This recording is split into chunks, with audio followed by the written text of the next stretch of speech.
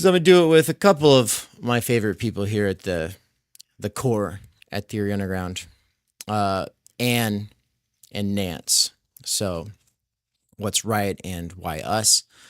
We'll be doing a comment section review. The thing is Anne only caught the tail end of the episode in question, which was why left Musk's Sieg, Heil, and dog whistles in the PCFM. Right, so that was just a couple days ago. And Nance only caught the last 45 minutes or so of it as well. And so both of them, in order to do a comment section review, they need the context, right? Meaning is contextual, relational, and something that we all have to work together in order to make sure that we actually share or are capable of holding onto. And so with that said, we're going to get some coffee, we're going to get some donuts or popcorn or, whatever. We're going to get ready for it. And we're going to do a review. But before then, I'm going to play the episode and y'all get to watch that. So this is it. We're off to the races. Hi, I'm Benjamin Studebaker. And this is David McKerracher. You're listening to Why Left. On Why Left today, I'm going to be talking about how little I actually know about contemporary politics and turning all of that into questions for Benjamin. But of course, I'll have some reels and some memes or whatever, some stuff I've seen out in the wild that gave me a sense that something important happened yesterday.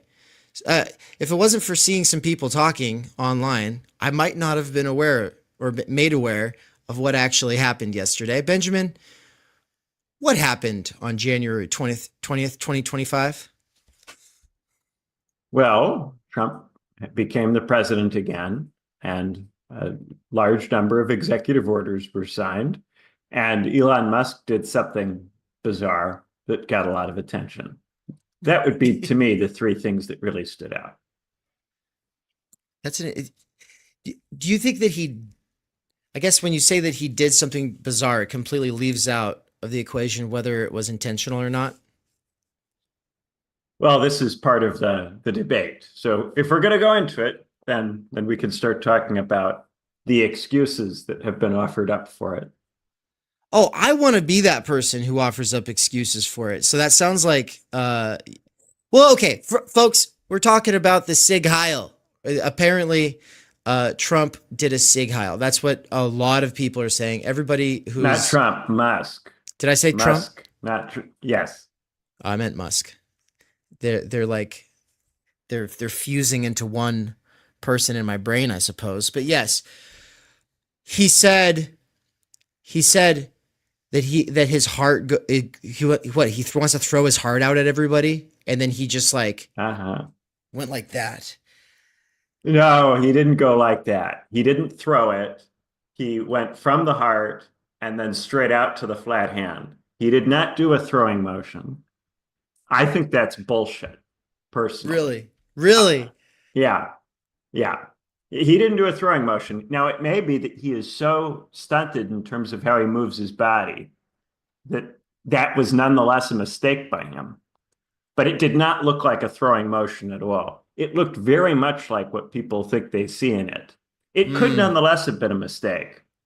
But if it is a mistake, it's an indication that this person is politically, socially, physiologically stunted in a way which makes him not fit for frontline politics. If you can't control your body well enough to not do that in that setting, you should not be in front of a camera if you're associated with a president, with a political party that's sitting in government. A person who would do that by accident has absolutely no business being physically the representative or the personator of anything. I think I would agree with you if we were in the 1990s still. I think it's not our place to tell these guys why they're so good and why they're winning. It's up to us to figure out why they're winning. And I think that this is exactly why they're winning, is because all they have to do is something that gets blue check mark progressives to go, oh, there you go, the definitive proof. And because everybody in America distrusts them and they've David, already, so stupid in two directions. For 10 years, the left has become there's a Nazi under this rock. There's a Nazi under that rock. Oh, there's a dog whistle. There's another dog whistle. And nobody, I'm not going to say nobody believes it. Democrats believe it. But outside of Democrats, most people are just like, really? Everything's Nazis to people. Trump and Elon Musk are Nazis now, right?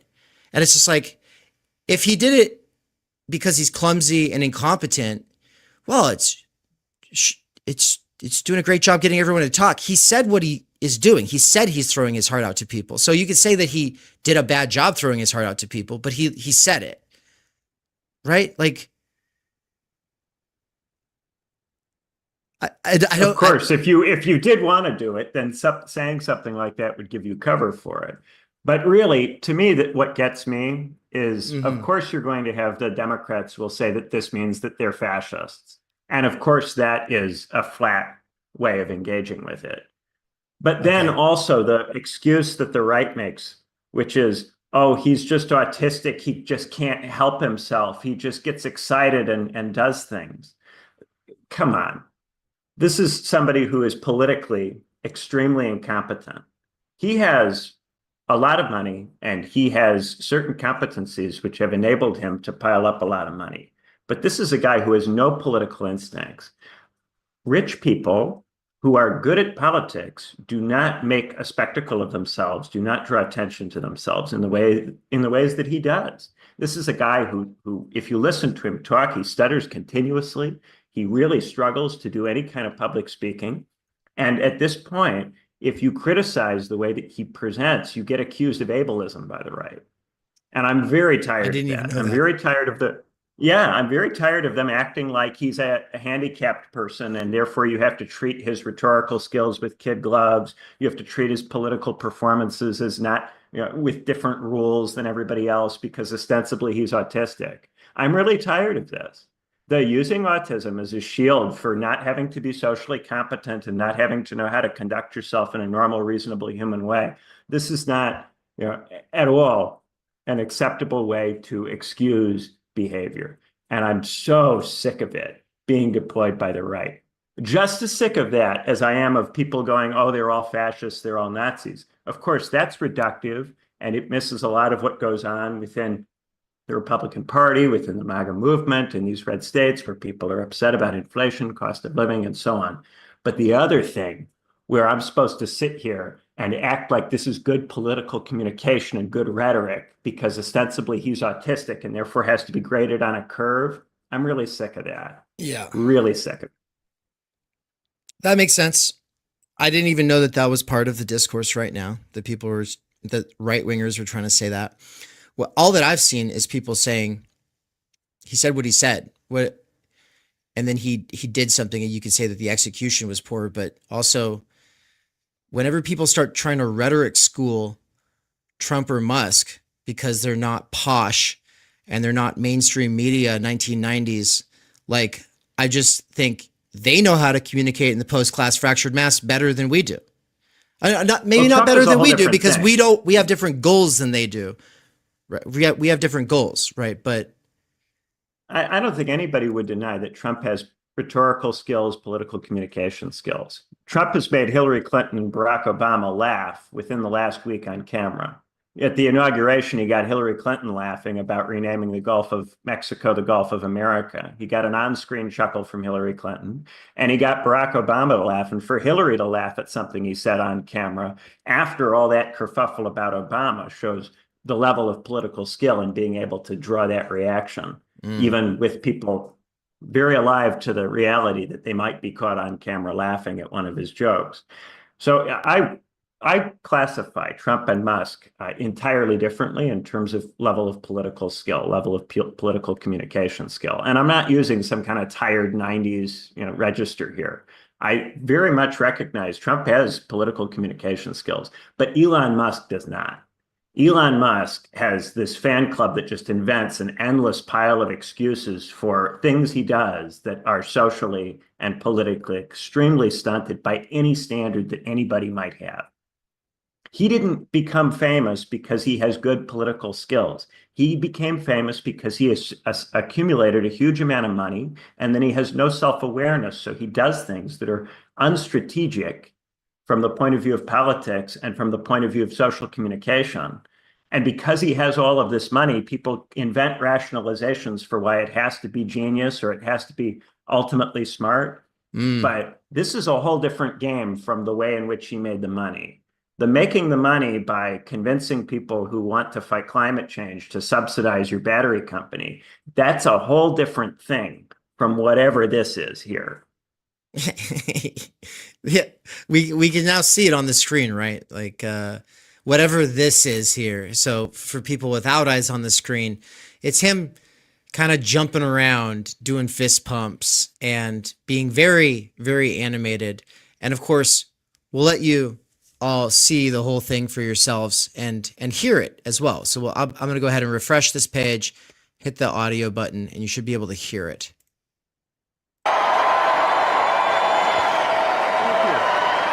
My heart goes out to you.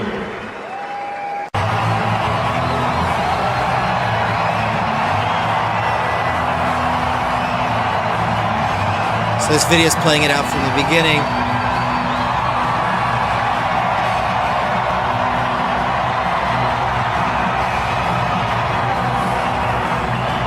Yes! It's goofy as shit, that's for sure. This is what victory feels like. Yeah! And this was no ordinary victory. This was a fork in the road of human civilization. Okay. This you know, there are elections that come and go. Some elections are, you know, important, some are not, but this one this one really mattered. And I just want to say thank you for making it happen. Thank you. There you go. My heart goes out to you.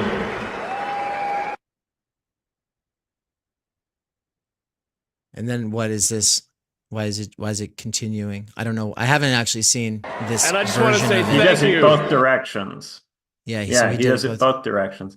There's no grabbing. He doesn't make a fist. He just holds his hand open over the heart and then goes to the flat hand. There's no grabbing. If you're doing the heart goes out to you, you're supposed to make a fist over your heart and then throw it, unleash it from your hand. That's not the gesture that goes with that. Now, he just may not be capable of making gestures that go with the things that he is saying. He may just be incredibly stunted, but this is what you have to do to excuse it. You have to make up all kinds of strange, and maybe this is the case. Maybe he really is this stunted and incompetent, but either way, it's just incredibly amazing that if you have enough money in this country and you insist upon it, you can get yourself put in this situation when you don't have any political or social skills. I mean, yeah, well, it's the internet took over the spectacle, right? There was a spectacle that gave everybody this idea that there was a mainstream society and that there was a silent majority behind it and that it was represented by that old political spectrum established by these two parties that had two different ways of kind of dealing with this mainstream. But then we don't have that mainstream anymore. And the internet has officially taken over the spectacle. These guys are memes. These guys are literally memes. But like, what makes them, and this is part of, I guess, a deeper question about critical media theory. What makes them memes? And what makes their meme ability different than, say, Hillary Clinton, who had most of the memes about Hillary were memes that did not reflect well on her and were just like her being like, why don't people make memes about, I want memes. I want a dank meme stash because Bernie had a dank meme stash, right? There's something about Bernie, something about Elon, something about Trump that makes them more memeable, right? And that thing is now necessary for doing something other than what Biden was doing, right? Which is kind of like this, let's return to normalcy. Let's go back to sleep at the wheel. There's a way of communicating that breaks from that old model, and it is symptomatic of the current situation with the medium, right? I'm not saying that they are very smart guys who really know how to work the medium. I think that they're something about their dispositions works better or gets through the filter of the medium better. That's what I'm saying. Musk is certainly a very memeable person. I don't think that he benefits the campaign or the administration. I don't think that his frontline presence is politically useful. I think that he's there because he donated a very large amount of money and it would become an issue to get him to stop. There have been a lot of leaks indicating that a lot of people inside the movement and around Trump feel this way about him. There are a lot of people who view him as a problem. I don't think that it helps. There are certainly people who do that, like when The Rock tore off his shirt, not The Rock, the Hulk. The Hulk tore off his shirt at the convention. There were these kinds of things that were very memeable and very, kind of disruptive and out of the norm, kind of emotional, big displays. That kind of stuff, I see your point, has a certain utility for these guys rhetorically, but Musk is not helpful. And while there is, I agree, the post-class fractured mass, a lot of disagreement, lots of different things that are cool in different parts of the society, no one set of norms, which is universal. Still, one of the things that just about everybody in the United States agrees upon is that Hitler and the Nazis were not a good thing. Well, yeah. And the set of people who disagree with that in the United States is still very, very, very small. And doing things that make it seem as if you have sympathy with that or people around you have sympathy with that, whether by mistake or on purpose, is not politically useful, even now, even after everything that's happened. This is just stupid. The Musk thing is just really stupid. And the only reason that he is getting on stage is that he gave $100 million. Not because he's captured the literal future, like he's monopolized all sci-fi, like he's monopolized all sci-fi, all dreams of the future. He's as a brand, he's monopolized it. Bezos is trying with his Blue Moon project, but everybody knows Elon's the guy on Mars. Everybody knows, you know what I mean? Like he's like that he is the symbol of the future, and it's a corny ass symbol.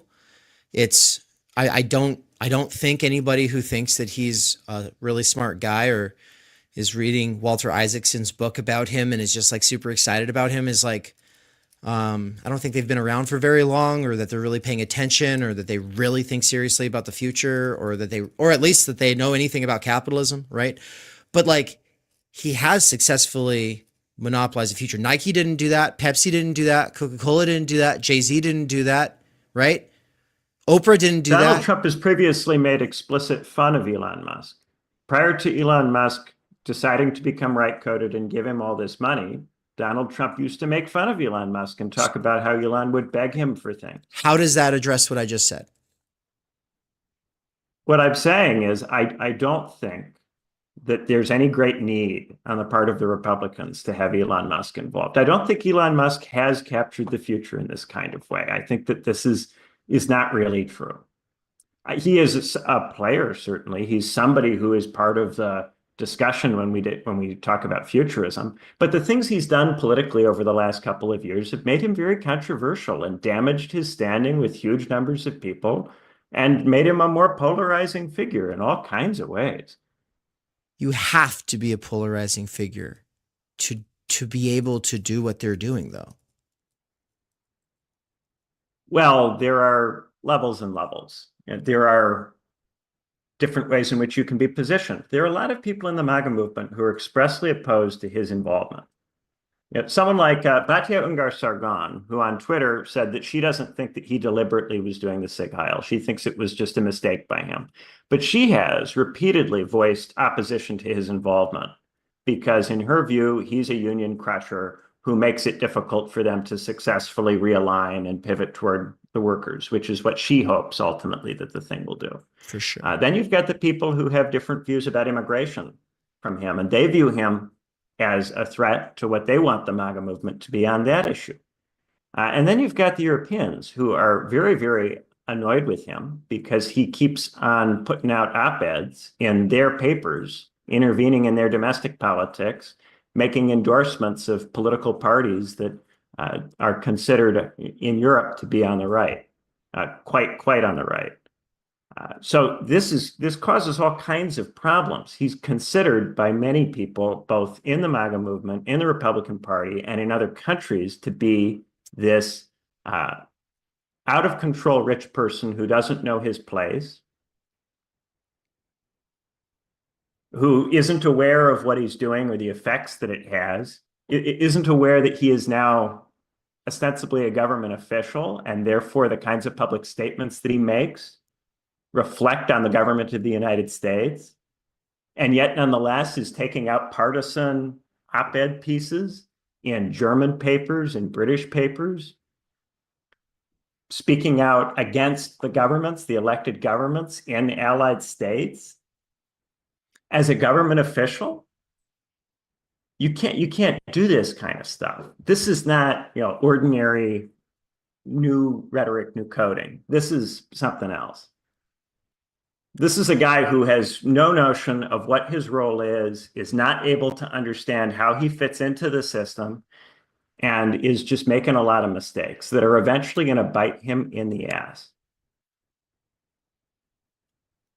See, I don't think that what you're saying is purely descriptive. I think that it's normative. I think that you're falling into this, like, whether we should be for it or against it, as opposed to... I'm not talking about for it or against it. I just think it's stupid. As like if I were a billionaire, but how do you know what's stupid? Kind of position, I wouldn't. You didn't major in the post-class fractured mass in the medium. You didn't spend 10 years studying that. You don't know what's stupid today. You can't know what works and doesn't work. Like, this is perverted. Like, you're saying, oh, I know that. It's like, oh, some very important, Trump used to think he was stupid or say that he was stupid. And now look, there's even MAGA people who don't like him. So what? How do you know that that's significant? Isn't the fact that they're talking about him the point? Isn't the fact that we're talking about him the point? Isn't that working for him? How do you know it's stupid? I don't think politically, ultimately, it's going to allow him to go where he would like to go. Where do you think he wants to go? He would like to do. I think he wants to have influence over political policy in the United States and in these countries all around the world. And I think the things that he is doing will ultimately make it harder for him to have the influence that he wants to have. It's a political evaluation. And this is why I think other rich people don't do the things that he does. There are a lot of people who have comparable money who have made decisions not to behave this way. There are a lot of people who run companies that are in Silicon Valley, are in the tech sector, who have all made decisions not to act like this. And they have presumably their reasons. And maybe he's innovating in some way in political communication or rhetoric in a way that is so new and is so distinctive that we will all be proven wrong and it will ultimately be effective. But everything that I've seen in terms of watching people intervene in politics would suggest that this is not ultimately going to work for him. And it seems like a lot of his peers agree because they're not carrying on in the way that he is. But isn't that what anyone would have also said about Trump, saying that there's plenty of good people on both sides rather than actually just full court denouncing the Charlottesville tiki torch people, right? Like instead of denouncing them, which every Republican would have loved, he said, there's plenty of good people on both sides. And then people were like, oh, he's done for. No, he's not done for. Like, they can do these things that will get you to say, that's unwise, that's Nazi. And everybody who has like this kind of institutional political common sense will go, yeah, that's insane, that's stupid, that's not going to work. But for some reason, it does keep working. Well, even Donald Trump has never done that. Even Donald Trump has never come up with some sort of basis for doing, or jumping around on stage and making the X. These are things that Donald Trump doesn't do. These What do you are mean things making the that X? Steve Bannon doesn't do. Oh, the thing where he comes out before a Trump rally and he jumps and tries to make the X with his arms and legs. Is that what he was doing? Yeah, he makes a jump. This is something that none of the strategists or communicators in the MAGA movement, none of them do the kinds of things that he does.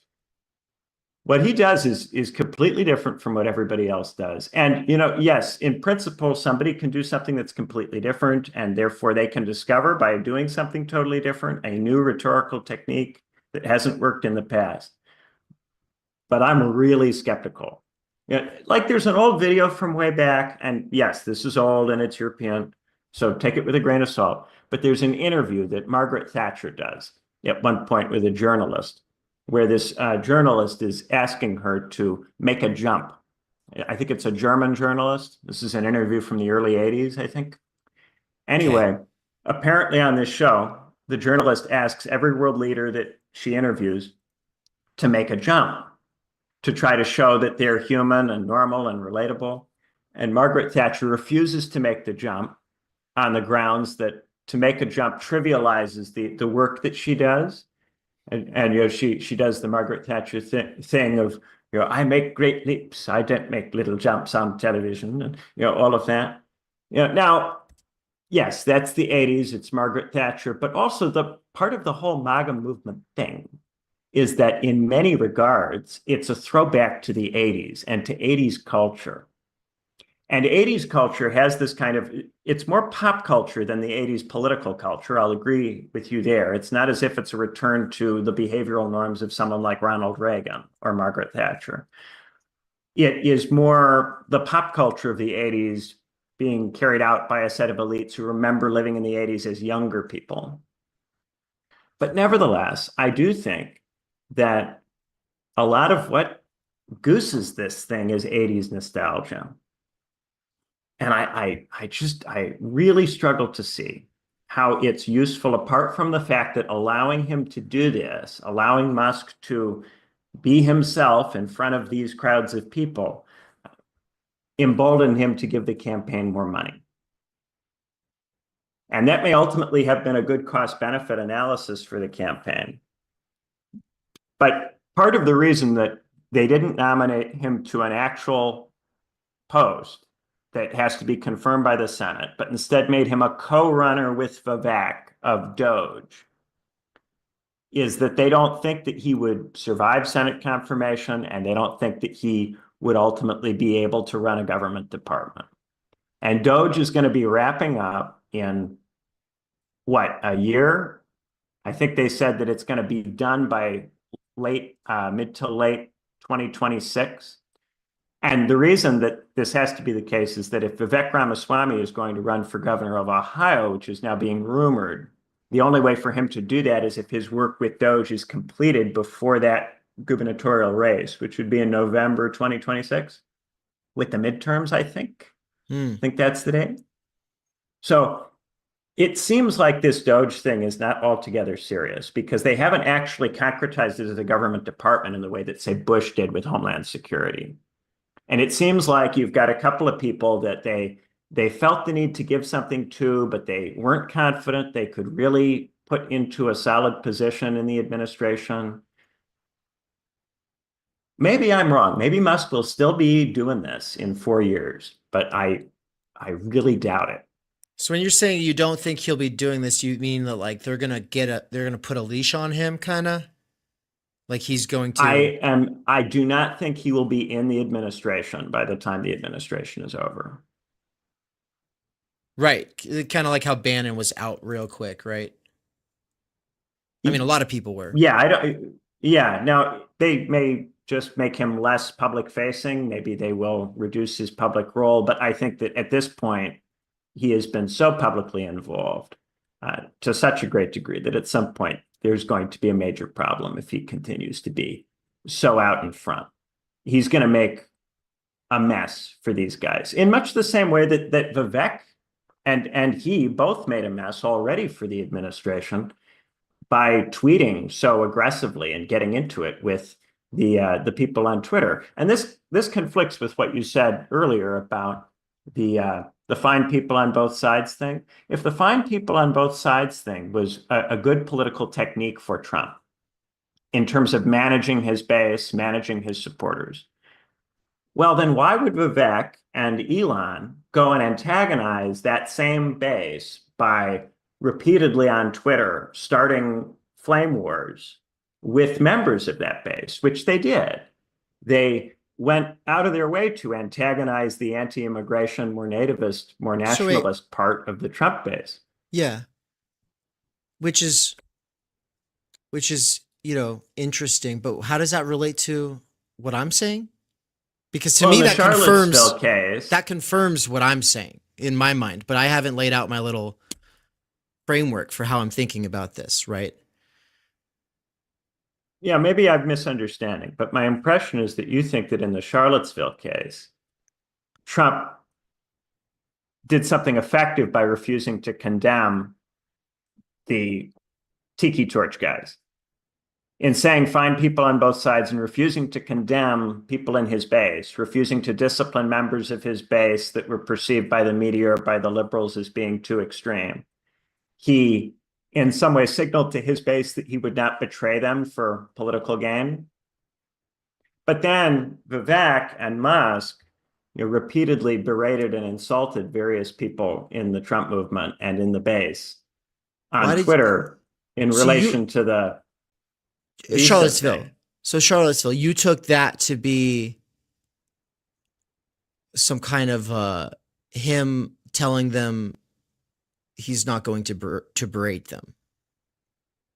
This extreme, like the extreme right, the people with the online trolls with the tiki torches. You're saying that he was asked to condemn the extreme right, and he refused to do that by saying find people on both sides. He refused, and then this is the thing he was repeatedly criticized for, refusing to discipline his base. Sure. But you're saying you think that the reason he refused to denounce them was some kind of like he's winking and nudging and saying, yeah, I can work with you guys. Not necessarily. I think that he did not want to go after people who have voted for him or who have supported him.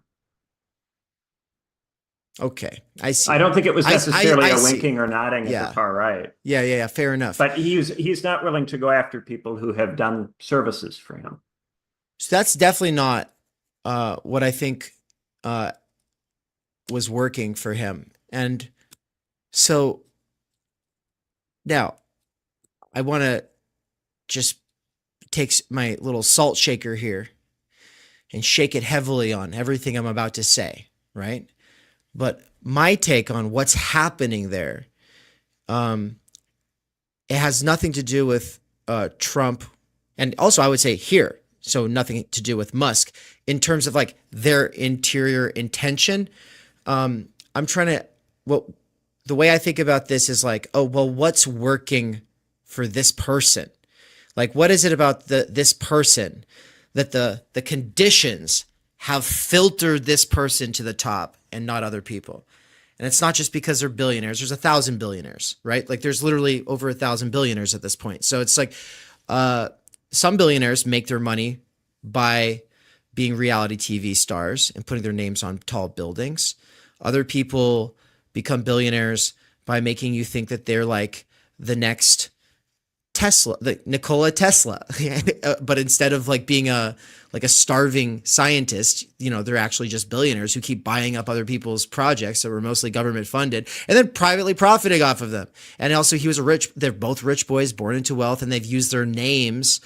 But outside of like what they are telling themselves is working about what they're doing, and outside of what their advisors are telling them is working about what they're doing. My thing is with the dog whistle phenomenon, like the way that I read it is that it's the left being so reprehensible and untrustworthy makes it so that if you do something that's a dog whistle, the point about it being a dog whistle is that the majority of people don't see it as such. And so when the reprehensible extremes take it as a confirmation in their identity or as a confirmation of the speaker's identity, and therefore write a bunch of pieces about it, make a bunch of tweets about it, do what we're doing and sit here and make some YouTube video about it, there's a function in the churn at the population level that is had on the mass, right? Like, so the mass is not a unified thing. It doesn't have one single effect on that mass. The mass is kaleidoscopic and fragmented and niche. But insofar as people are actively finding their identities in negation against the extreme left or the extreme right, when somebody says something like, oh, there's plenty of good people on both sides, and the left goes, see, he's endearing himself to the right. And the right goes, see, he's got our back. He actually is a neo-Nazi. You got both sides being like, see, and then you got everyone else just going, oh my God, look at all these crazy people hyping him up when that's not what he's doing at all, right? Like there's a way of speaking. I don't care if it's intentional, that let's just say it's purely accidental. Let's just say you have somebody who's like Biden, he makes lots of gaffes, but instead of them being gaffes that just make him kind of like, oh, grandpa, we want to give you a hug, they're instead like gaffes that get the extreme left and the extreme right in the American consciousness to signal boost him on the internet. And then most people who are on the internet, but their identities are kind of like in negation against people who are too online, go, yeah, fuck those guys. Right? Like, nobody trusts the extreme left or the extreme right. And on the one side, they don't have the influence that they think they do, but they do have a powerful influence in people wanting to not be them. Right? And so it's like the comparison here to the Charlottesville statement, plenty of good people on both sides. It's like, yeah, no, it's very easy to see that this could be a dog whistle, a deliberate one, either one for because he's secretly a Nazi, or because, you know, there's some kind of like a cynical, oh, by doing this, and then I can always say it's autism, and then that's going to game the algorithm, but it's really going to get everybody talking, and it's going to kind of embolden this let's search for dog whistles approach that the left uses, which is what the left has been doing for the last 10 years instead of trying to win back America, right? When people are actively taking dog whistles at face value, they're not trying to win normies, right? So I guess that's where I'm coming from. So I don't see something that Trump says, like there's plenty of good people on both sides, as actually being like a wink and a nod to the extreme right, so much as functionally what it's doing is it's endearing people who don't relate to either side to them. Well, I think people who don't relate to either side don't really care. Trump gets more of the people who don't relate to either side than any other political candidates besides Bernie in our lifetimes. And it might only be 2% of the population more than the people who will typically show up to vote, but that's an important 2%. And that's a 2% that's not homogenous. And so like there's something working to endear him to those people. Those people care about stuff like the cost of living, or stuff like, you know, they think that he's funny. I don't think they care about the Charlottesville I don't think issue. that's true at all. I don't think that's true at all. That's missing the entire point of drive theory. That's missing the entire point of the obscene side of ideology. Zizek puts it this way. I would rather He uses the joke of the person who, he gets a genie out of the lamp and the genie says, hey, I'll give you whatever you want, but whatever I give you, I'll give it double to your neighbor. And then he says, the guy thinks about it for a second and he says, take my eye. Right? So he'll be blind in one eye, but at least his neighbor is going to be completely blind. Right? The point is, it's like, no, I'll go hungry to see my enemies suffer. Like the enjoyment of watching people who think that they know how the world should run go, that's not how it works, but it actually does work. That's a genuine enjoyment. I'm clearly feeling it myself. Like I want the right to lose. I want the left to lose. I want the two existing parties to go to hell, literally, for all time. But there is some enjoyment to be had at people who are like, this guy's vulgar. Nobody ever took him seriously. And now look at these people taking him so seriously. And it's like, yeah, but that's the point.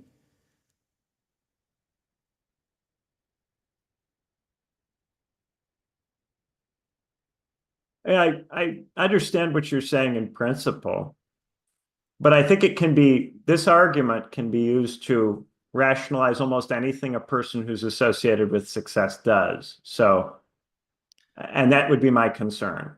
Okay. Where does that argument stop? And at what point can we say that somebody may have made a mistake? If we say that the people who are associated with success, that everything they do must in some way be connected with their success. Well, I, in this conversation so far, Benjamin, I put my salt shaker out and I shook it heavily over everything I said after that point. You've been very certain, though, and I'm saying I don't know that you can say so confidently what is or is not stupid. Saying you don't know that is different than saying I do know what is going on there. I haven't talked about knowledge. I have given a view about political rhetoric. Political rhetoric is a very difficult thing to know precisely how it's going to land, because so much of it is situational and contextual. I have given kind of my take in terms of, to me, this didn't land.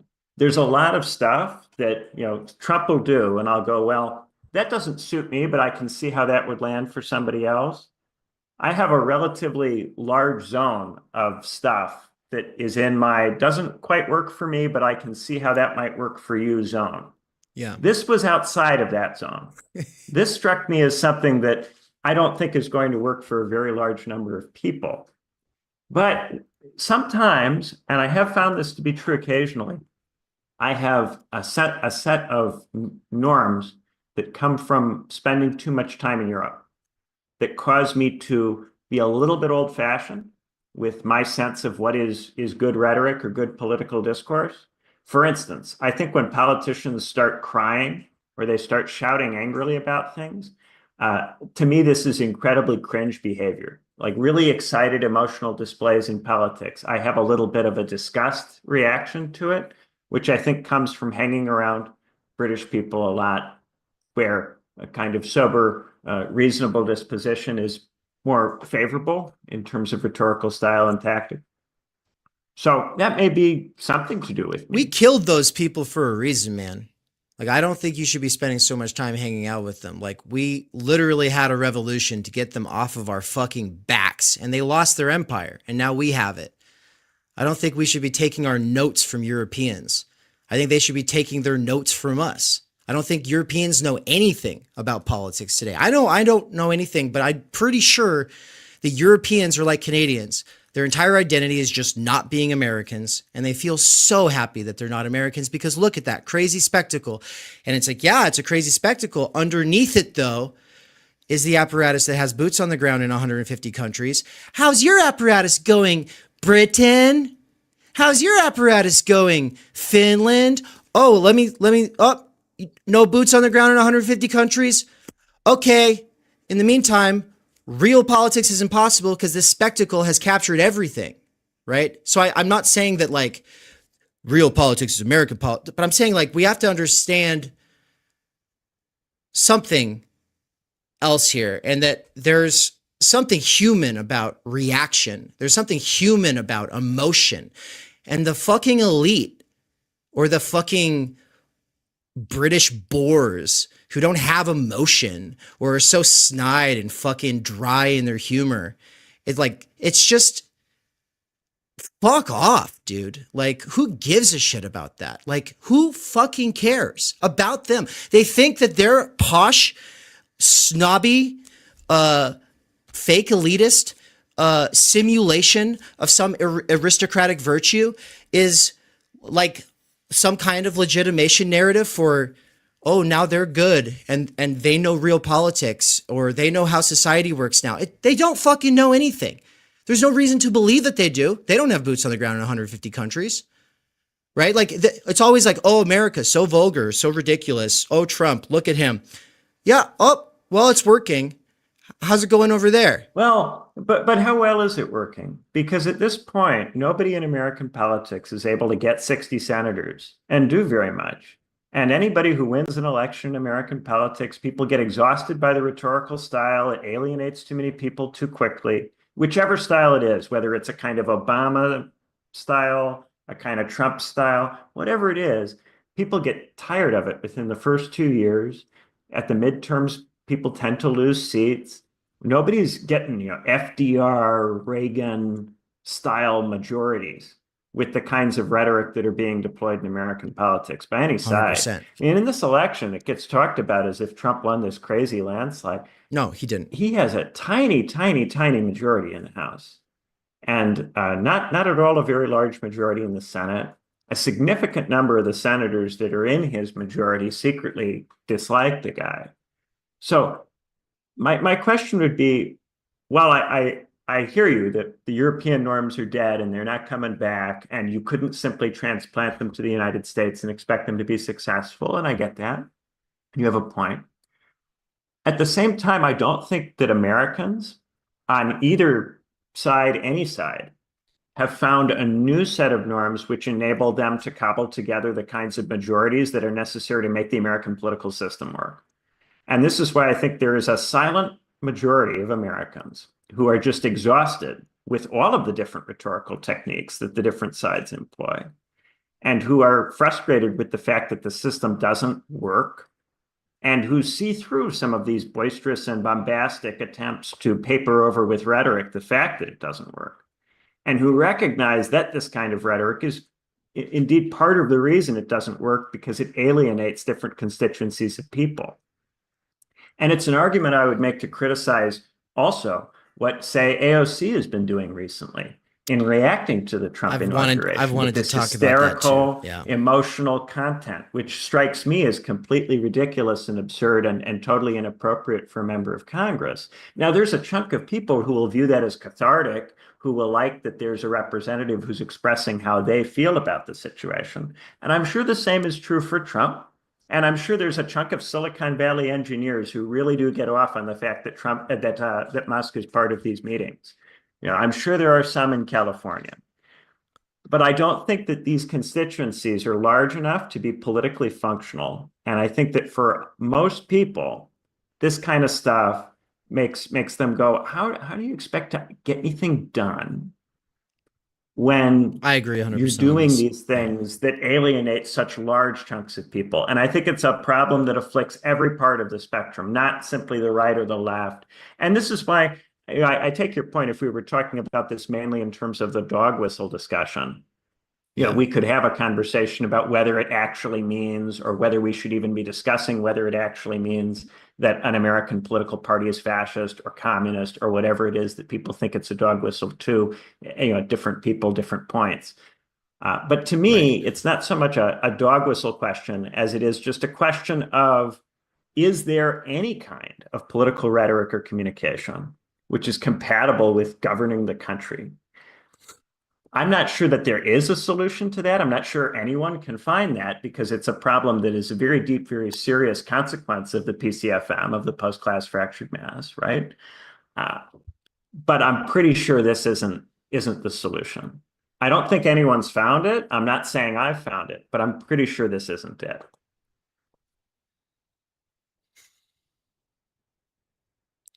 I want to I say could be so. wrong. I want to walk back what I said for our UK friends.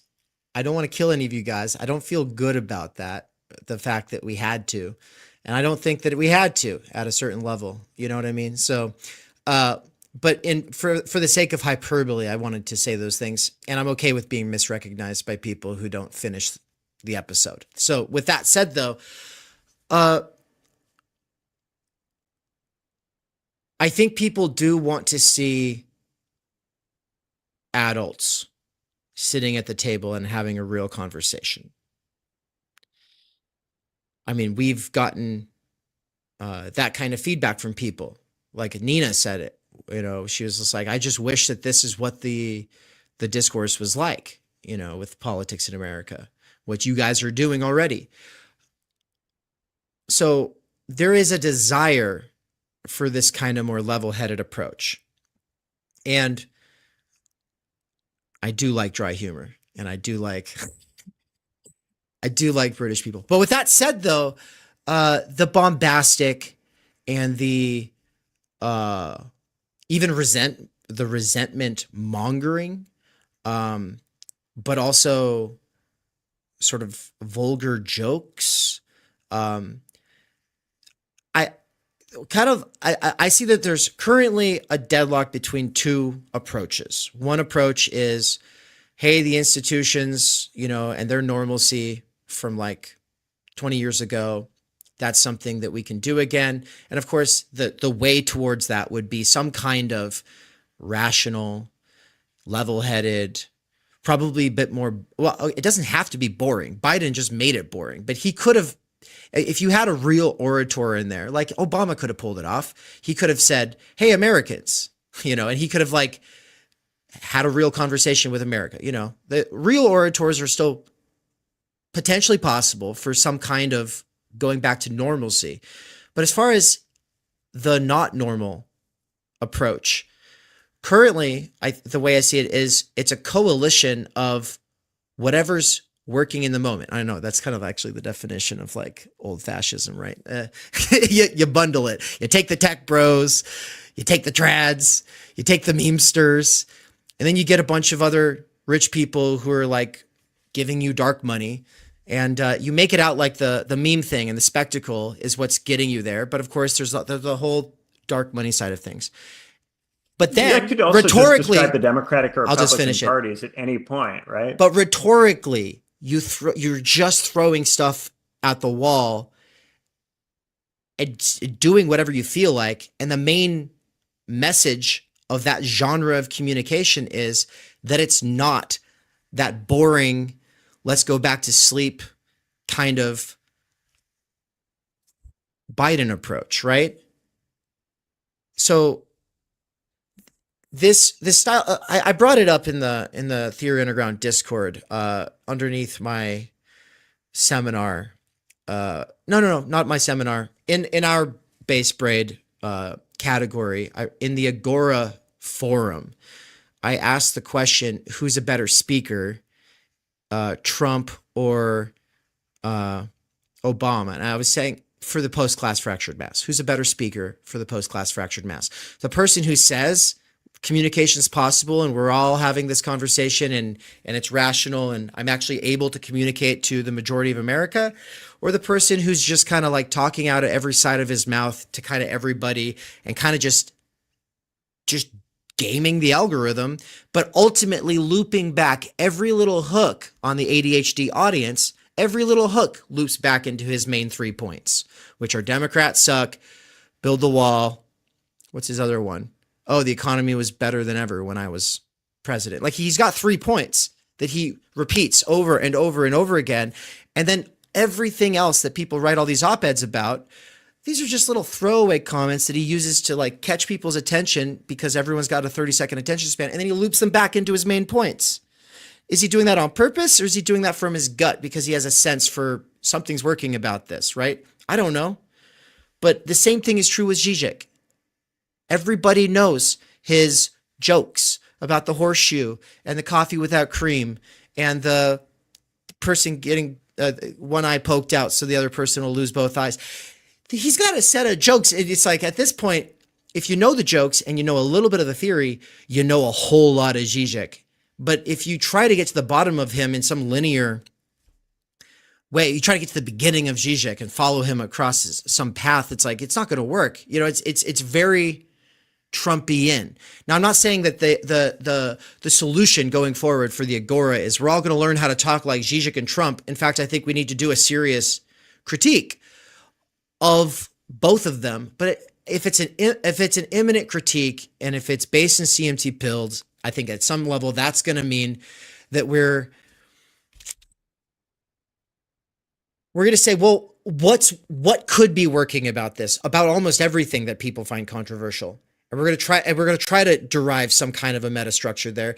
Now, that doesn't mean that we then follow suit, because there are tendencies in the medium that they are harnessing that we probably should counter, and then other tendencies that we might want to harness. But like weaving and bringing everything back to the same couple of points, as opposed to a speech that follows a chronological linear path and assumes everyone has the attention span to follow it the whole time. I don't know. I think that that's a serious conversation. That's why I started that post. But I'm not coming from the position of, oh yeah, that's it. That's definitely what works. This could all just be ressentiment on my part. I'm turning necessity into a virtue because this is already how I talk. Yeah, so I'm. Well, it's possible. I'm aware of that. You know.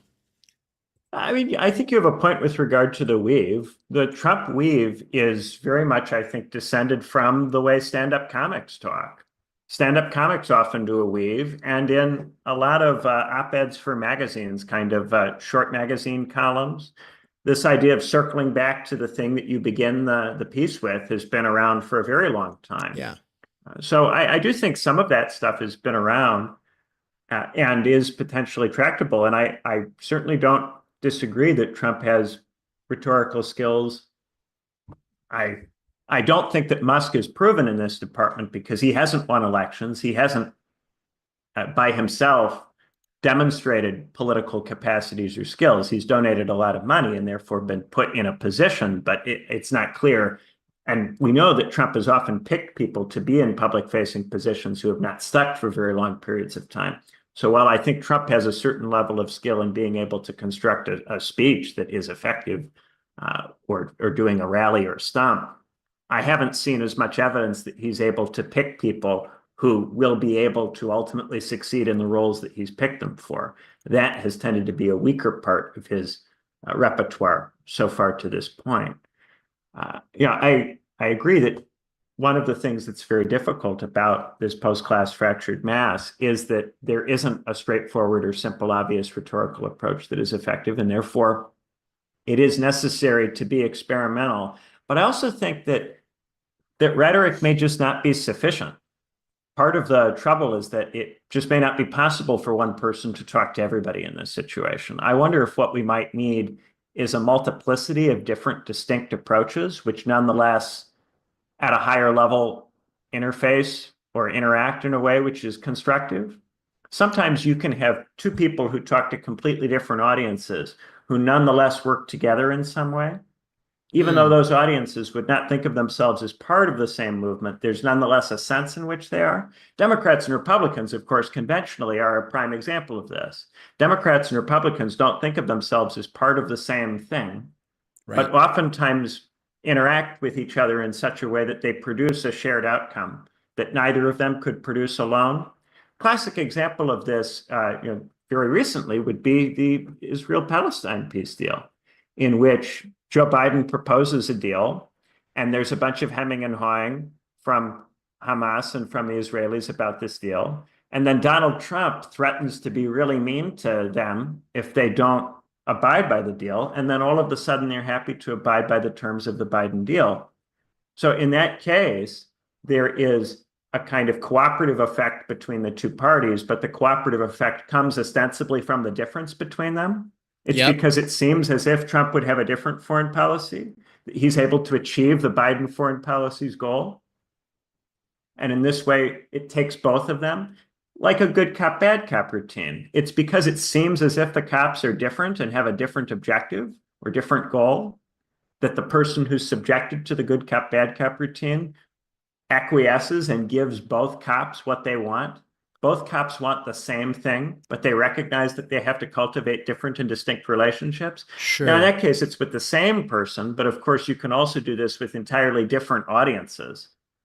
And this has been, for me, rather than try to talk to everybody at once, my focus has been more on can there be different movements that would not necessarily want to talk to each other or view one another as part of the same shared project, but which nonetheless might contribute in some way toward certain objectives. In my book, The Way is Shut, where I talk about this para-party idea, there's this possibility of working within multiple different parties at once with different distinct movements that talk to different distinct audiences, but have some kind of shared understanding on certain core issues nonetheless. And this doesn't have to be talked about, and it doesn't have to be openly in public, but it could nonetheless be something which would allow for cooperation at more advanced stages, a cooperation which would not necessarily proceed from there being one figure who can talk to both at the same time. And I think, for instance, the neoliberals cultivated this. They built constituencies within both the Democratic and Republican parties, and a lot of the stuff that they built was separated by certain cultural issues or by certain institutional barriers that existed within one party or the other. But nevertheless, they were able to concurrently build different distinct movements and bases within each. And so that's often been my thought. Is there a version of liberalism that would be better than the version we have? Is there a version of the left that would be better than the version that we have? Is there a version of the right that would be better than the version that we have? And could all of these things in some way reinforce each other because they would share certain features despite their differences? My operating assumption since 2020 has been yes, that is absolutely necessary. That I'm not in the phase of thinking it's time to do that, because I'm still in this phase of thinking that there's some serious research that must be done into the Constitution, the contours, the inherent contradictions, the essential ones of the post-class fractured mass. And there's this weird thing about leftists, especially, though it's an internet thing. It is generally speaking just an internet thing, but it's a big problem for leftists. I think the first time I had One Dime on my channel, we had a 4-hour conversation, and I was like, this was the first time I brought a leftist on in like a year and a half, and he was talking about rhetoric and how we need to do this and we need to do that, but he was talking. And I called him on it. I was just like, man, you're talking like this is a secret conversation. And we're like sitting here like talking about how we're going. This is not esoteric. We're on the internet right now. This is the CIA's living room. Like, what do we do? What is this? We can't act like this is some backroom deal. And the internet has made it so that a lot of the most intimate conversations that we have with ourselves and others are ostensibly on the street corner. Anybody can walk by. Now, of course, an example of people talking to different audiences in different ways, people will, often try to splice that stuff together to show, look at the contradictions. They say this one thing and then they say this other thing. You're talking a bit different. You're talking about coalition building. You're talking about inter and intra-party coalitions. And it's this, there are higher angels or better angels of the left, of the right, and of the, not just center, but also of the extremes. We don't need a red-brown alliance. Like, we need a better angels of all political positions alliance. But I say that in an ontological sense, not an ontic sense. Right. And I don't mean in some universal way. I'm talking about in some generalizing way. So like I'm trying to hone in on I'll always use the example. Conservatives could be conservative about anything, but there will always be conservatives. Right? Like what they are conservative about, what they're libidinally fighting, like pro-gun, and pro-choice, or sorry, pro-life, pro-gun, it's not reasonable to think that that could change in the next 50 years, or at least in the next 20. Maybe in the next 50, but at least in the next 20, that's something conservatives will care about. You have to be a realist about that. But in 50 to 100 years, conservatives could have completely different priorities based on a new sense of values. And those values could be based in a new sense of the stakes of the situation, right? If aliens were invading Earth, I don't think they'd be talking about the things that they're talking about right now as an extreme version, right? And so all I'm doing is saying that is the sense in which I agree with you. These are fundamental human dispositions. They can be re-articulated, and there can be better and worse people influencing movements and parties, right? But there's also, and potentially new parties can come out of that kind of thing, and not third parties that only have 3% of the vote or whatever, but the kind of party that to get itself into office requires two sides so that it can kind of capture a lot of the cultural energies of the currently existing two sides, but transcend that at the same time that it breaks the current system. Like, these things are possible. They seem kind of extreme, but they're also possible. And those are the kind of possibilities we should probably be cultivating, right? And this is something that the most well-liked American presidents are all rightly or wrongly to varying degrees associated with something like this move, right? Lincoln displaces the Whig Party and brings in the Republican Party. And at the end of Lincoln's presidency, the Democratic Party has to be something quite different from what it was before. Because before it was the party of the segregationists, after it has to become something else.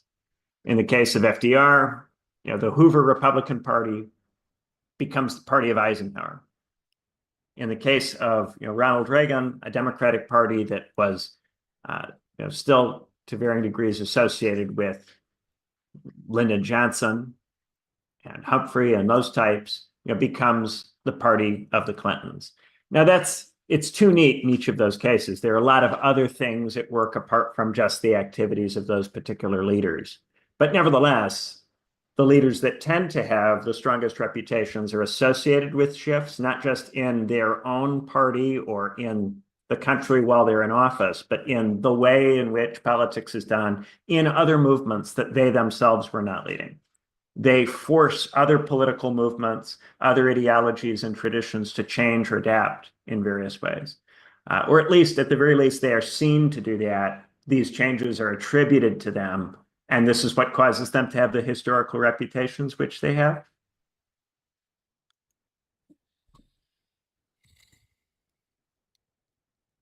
So you're saying good leadership has always thought this way, as opposed to this sort of like this kind of partisan hackery that just becomes audience captured by some pre-existing demographic.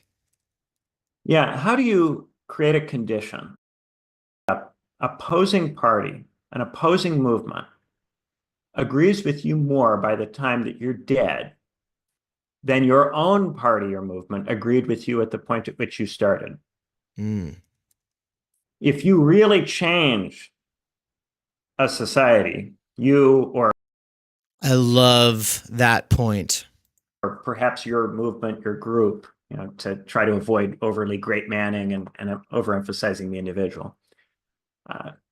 By the time your group is through, you should be in a situation where even your opponents agree with you more than your supporters did at the beginning. That's the kind of change that people typically make. And so what it then produces is whole new disagreements which occur along different lines. So by the time Eisenhower is in, it's not an argument about whether there should be a pension program. There's no argument about that anymore. Social Security is going to be there.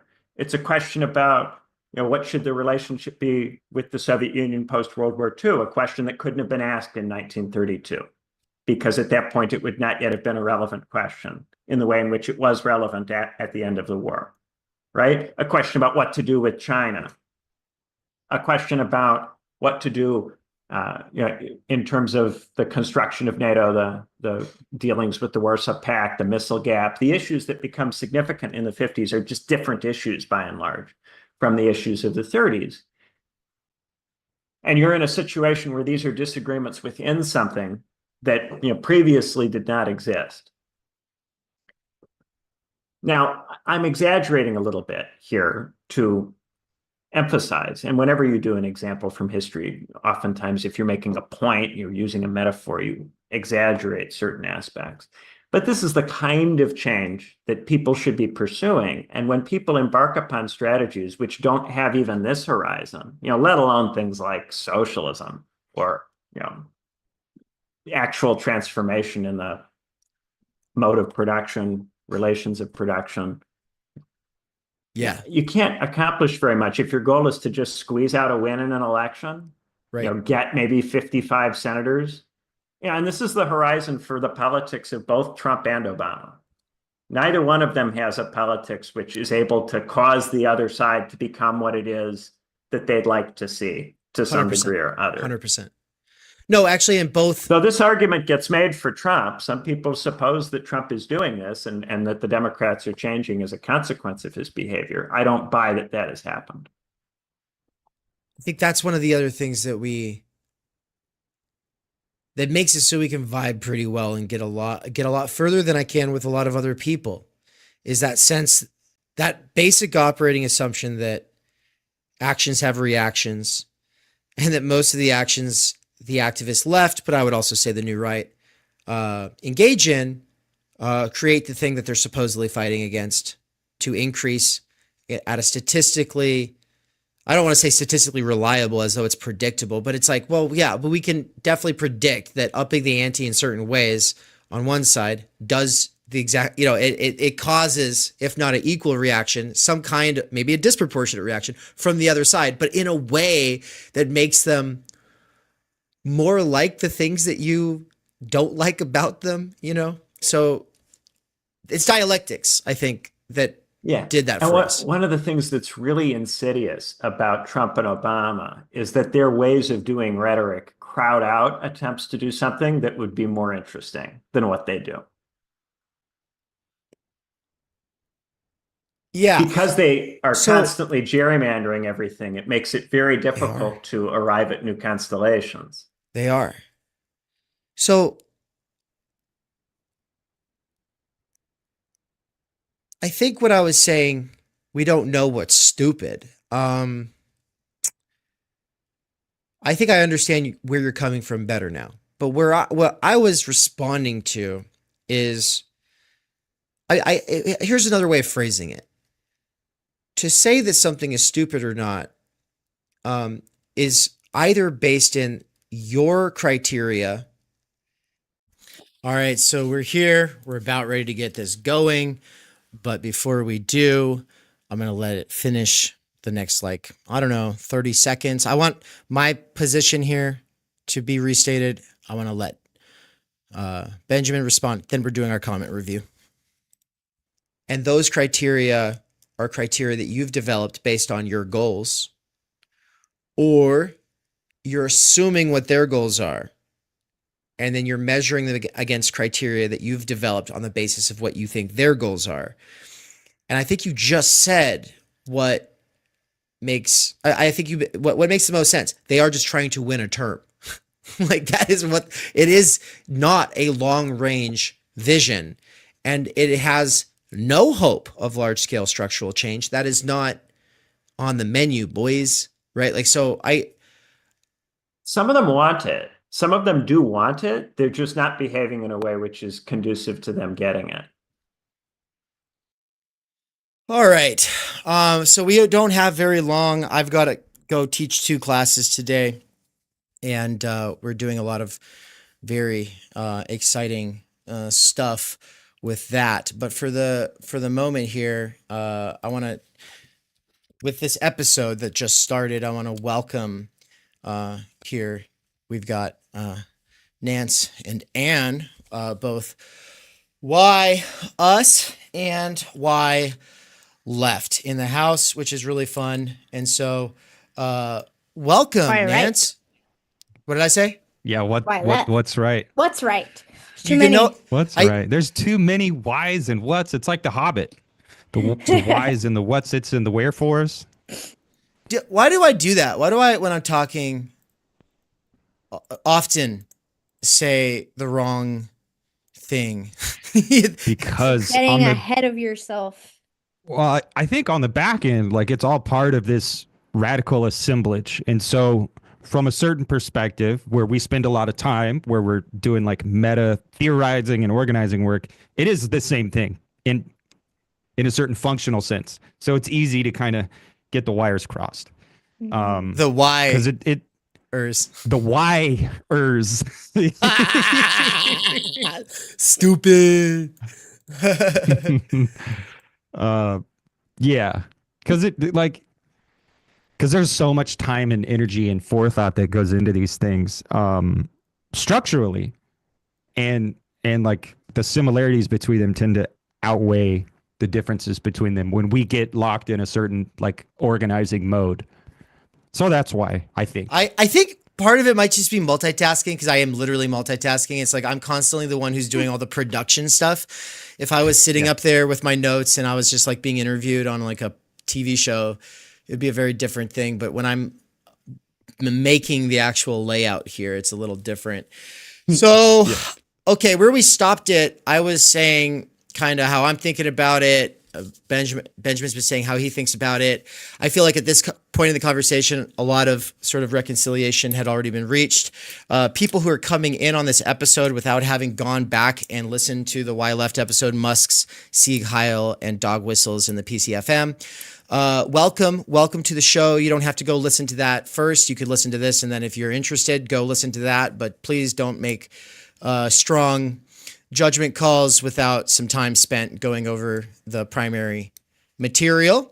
To the people in the live stream, welcome. Try to help make this a good production for the people listening later. There was a really great question, actually, from someone trying to challenge the PCFM concept and say, how is it any different from the multitude? That's the only comment that I actually responded to. I said we actually addressed this in like the most important lecture from last year, which was the PCFM one that I did with Anne, where we talked about the essential makeup of the PCFM and post-class fractured mass. And which doesn't mean that we're post-class, by the way. So people who didn't watch that lecture think that we're actually post-class. You guys didn't listen to the lecture. We're post-2 class. Right. You get that. far more postmodern than that, guys. Come on. We're talking about kaleidoscopism. All right. We're talking about Baudrillard. So anyway, so shout out to that great question. Because, yeah, we're not talking about Hart and Negri and their multitude. No, we're talking about the medium and the PMC and gerrymandering Befindlichkeit and the no canon and the structural stultification of time energy and functional literacy, right? These are the things that Theory Underground is a response to. I've sacrificed my entire life for the last 10 years to make it what it is currently. And so there's a lot of new people. There's a lot of new people coming up in the comment sections of this video. They don't understand the dynamic I have with Benjamin. There's people who don't even understand that this podcast is not a leftist podcast, that Why Left is actually supposed to be a contradiction conversation between myself and Benjamin. Like, there's people that just don't get it. They've never seen the trailer for Why Left, where I'm like shouting about how I'm not convinced of any of this stuff, right? And then people come along and they're like, Dave, you're so emotional. Yes, I am filled with rage at the injustice of the world, and I'm tired of people acting like they care more than I do when I've put more work into this than they have. You know, I'm tired of that. I do get a little crazy when I feel like I'm wasting my time talking to people who aren't steel manning me, who aren't being charitable. And that's something that I will react to. But also when I react, I'm also reacting because I'm honest and I'm authentic. And Benjamin in this conversation said authenticity doesn't matter for good politics, but I don't believe in good politics. I don't believe we know what good politics would be. All we have access to is politics, like the cartoon spectacle. It's a circus. With that said, I'm going to just, before turning it over to you guys, because I want Anne to summarize the beginning, Nance to summarize the rest, because Nance saw the part that Anne did not. And I'll let you both have the floor, and we'll hit the comment section right after that. But before I do that, I want to pull up Why Left on Spotify here. I'm gonna put it on the screen so you can all see it. It's obviously behind because the important stuff. Oh, why is it not working? I just had it. Oh, it's right there. Okay, so let's read the description. Nance, could you read the description? What is left? What is political? What's a worthy goal to struggle toward? McKerracher is not convinced that the left is worth reconstituting, for fighting for, whereas Studebaker thinks it might be. This is a temporary description until we have a better one. Nice. And it said that all along. And so I just wanted to say that as a sort of basis upon which we can get after it, because there's just a lot of new people here. Why left? Because we engage with trending stuff has caused us to grow really fast. We've had growing pains, and people coming along and not understanding what it is in the comment section is just evidence of the fact that they don't understand what we at the core of the teaching team here at Theory Underground all understand. So with that said, and you didn't get a chance to listen to this until today, because you were, I told you the comment section was crazy, but I wanted your fresh reaction to the comments, but I wanted you to first kind of cover the territory. So at this point, we're like an hour in. From your kind of standpoint, like, what are your initial thoughts? Yeah. Yeah, I think just like kind of a brief what David and Benjamin were getting into in that first hour was talking about Elon Musk, particularly his infamous quote unquote potential Sieg Heil that happened at Donald Trump's presidential inauguration just a couple of days ago. And so Dave and Benjamin it wasn't just a debate on like it was a Sieg Heil because he's a Nazi versus it wasn't. They got more like nuanced and talking about some of the responses that we're seeing from people where conservatives are saying, oh, it's because he's autistic, because he can't handle himself. And there kind of became this like contradiction between Dave and Benjamin about Dave saying Elon Musk and Trump like kind of know what they're doing. They're communicating to like a post-class fractured mass. No, not so much. It's all very fresh in my mind, just like listening to this, but talking about what Musk's function is, and Benjamin basically thinks Musk is stupid and incompetent, and whether or not it was an actual he meant it because he's a Nazi, or he was trying to be a little edgelord, or he just literally can't contain himself. He's not competent to be in politics at all, and so it got into this kind of larger chat about the role that Musk is playing within Donald Trump's political team and how long he's actually gonna stick around. And there was some disagreement there, where like maybe Musk won't be around in 4 years, maybe he will be. Got to talking about kind of some of the rhetoric of Trump's team in general, like in relation to the Charlottesville march with the Tiki Torch boys, however many years ago that was, and that similar, find people on every side and not denouncing quote unquote Nazis. And so again, yeah, it's all kind of fresh. And I was writing down kind of some of my own thoughts. So that's the first hour was just kind of more or less a contradiction and a tension, and perhaps a misrecognition on just like what the thoughts are about Musk and what is or is not stupid in politics right now, and like what politics even is right now, because I think that's up for debate with kind of the spectacle of Musk and Trump and the billionaire oligarchy backing him, and kind of this like WWE just won the Super Bowl-esque energy that's seemingly coming from not just Trump and his little friends and his cabinet picks, but like Daily Wire people and kind of these conservative voices. It is just like, we won the fucking Super Bowl, we're going to Vegas, is like the energy that's the energy that was coming from Musk. He was like, let's go. Like, It's hilarious. Like, that is weird. That's this weird political place that we're in right now, where we're celebrating presidential wins. Like, you just won, like you're the quarterback who won the Super Bowl.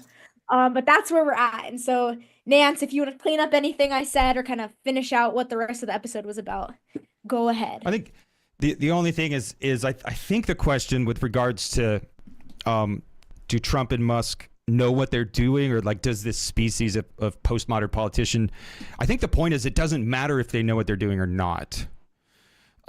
Because that is the point. Yeah. It's very functional. Like the politics that we have access to as a population, it is spectacle and it's very functional. Intent doesn't matter from our perspective, and even from their perspective, because at this point in time, the churn just keeps on churning, right? The big wheels keep on turning. Carry me home. I don't know that song, but like that is the point. But yeah, other than that, to be honest, I struggled to locate like the main contradictions and the main tension of the discussion. And I think it really just comes down to that, like postmodernism, like, and I think the way that I wiggle out of most disagreements is to just say, well, I'm a postmodernist, so it doesn't matter. But it's also true because the world that we live in is satisfied with a functionalism. So you can always get deeper with someone if you agree on terms and you kind of like set up the playing field and it's a mutually agreed upon, mutually intelligible playing field. And some people, I don't know, but I feel like that could have been done better. This is not like our take on this conversation or whatever. This is Nance and I have had 500 hours of public facing conversation in the last 2 years. We've done all these MSTUs together, over 14 in the last year's time. And then 13. And then what? All of the exegeticals with the discussions, but also the private stuff with the phone calls and the tour. Yep. And the point is all of that as a way of working through what we did in the idea of university, the PMC and the CMT and the being in time courses. And so it's like trying to get people on the wavelength is a complete nightmare. And we don't like to be exclusive, but also we hate people assuming they're on the wavelength. And the point of going from a scene to a milieu is like we cover one another's stuff and we repeat it. We think about it obsessively and we build up from there. You don't get a German idealism without that. You don't get a Frankfurt School without that. You don't get transcendentalism without that. You don't get utilitarianism without that. You don't get Christianity without that. You don't get any movement without that. Marxism, no, doesn't happen. And so we're like, what are the conditions of possibility for us being able to have a serious, rigorous, critical, theoretical, practical, experimental action on the world project and conversation, and that's what Nance is getting at right now. And it's like if we were to clip together all of the times that Nance just said what he just said and that I just said what I just said, it would probably be a 10-hour video, but there's a lot of people who just haven't fucking got the memo. And I'm like, I'm sorry you guys think that this is just Sam Cedar and fucking Boglin or whoever fucking jacking each other off at the end of history. So, yeah. And like, so the rest of this episode went into like Trump doing the executive orders and there's kind of like there's almost like a bemusement because it is like a dog and pony show. And it's, I don't know, it's crazy. Politics is crazy, right? Tell me about it. But like, I think the point of it all is, and the point of the Theory Underground approach is maintaining a healthy skepticism, a healthy epistemic humility, and a healthy dose of postmodernism. And also a moratorium on previous ideological commitments or whatever. That's sick that you have that on your mug, dude. You got the TU logo on your mug. That's tight. Yeah, nice. I grabbed a whole handful of these stickers so I could put it on the bottom of all of stickers from the room. Because every time I've ever tipped the cup up like that, I always thought for the last 6 months, I should put a sticker on the bottom, and I just did it. So anyway, sorry to the people who are listening who can't even see what I'm talking about, but yeah, we've got some dope stickers here from the conference. So, hell yeah. But yeah, I think personally those conversations, they get exhausting because it always comes down to well, we don't know. We're still in the mode of investigation. We're over here doing cyber Descartes. We're doing Descartes 3.0. we cast off all assumptions, presuppositions, or at least we try to, right? We'll never achieve perfect objectivity, blah, blah, blah. And this is part of the method itself. We're doing socioanalysis. We've been reading a lot of Bourdieu. That's the point. That's why we're trying to do this, to get to some level playing field. No, a wavelength. There we go. Wavelength. To get on the same wavelength. It'll never be we level. Can ride the wave into the future. Yeah. And there are a lot of people that really aren't hip to that. There are a lot of people that I feel like aren't really down for that. There are a lot of people who want to just do a movie, and it sucked. It was horrible. I can't believe Gladiator Part 1 was a pretty amazing film, but Gladiator Part 2, hated it? I just thought I thought it was trash. Oh my God. But it makes me think of that because, like, bread and circus, are you not entertained? Blah, blah, blah, this and that. Like, that is what the spectacle is. That is what politics is for many people. The Colosseum. And that's not a moral worthlessness. I mean, I myself was very much a part of the entertained masses when I was committed to anarchism and then committed to some version of Posadism. And I would always have to, like, do a 10-hour apologia of, like, well, what is Posadism and why Posadism? But it was all about, like, this identity reifying spectacle. And it's not a moral thing. It's not to say we have it's just about functionally, methodologically, what are we trying to do? Are we actually concerned with large-scale structural change, or are we concerned with a more individuated, personalized experience? I think we reject the individuated, personalized experience because that is what the medium offers us. And we are dissatisfied with the medium. We are dissatisfied with the world as it is today. And that world as it is today is predicated on the individuated, personalized, bespoke media experience. And we're trying to get outside of that. And not everybody's here for it. Not everybody's even aware that that's what Theory Underground is. Dude, it's so weird that you and similar projects, that you and Benjamin use that word bespoke, because bespoke. I never even knew what it meant. And it's like, it means tailored to the individual. Is that what it means?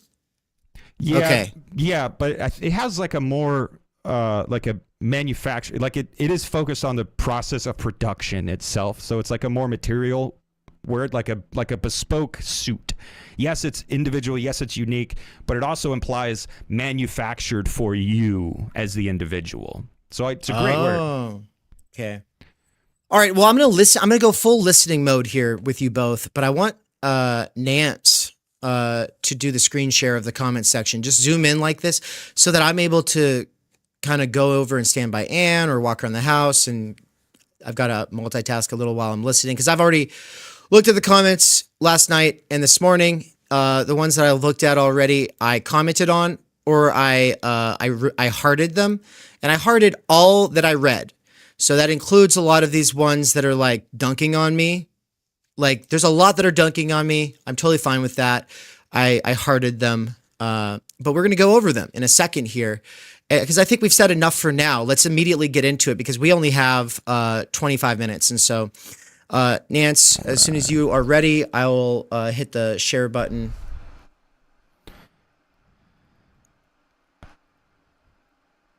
Yeah. All right, let's do the thing. Oh, shit. Oh, yeah, sorry, gotta allow it. Okay. I'll allow it. I don't want to do screen 2. I just want to do that window. All right, and then let's pull this up, full screen this shit. And then I guess I'm gonna hit the Nance shares for 3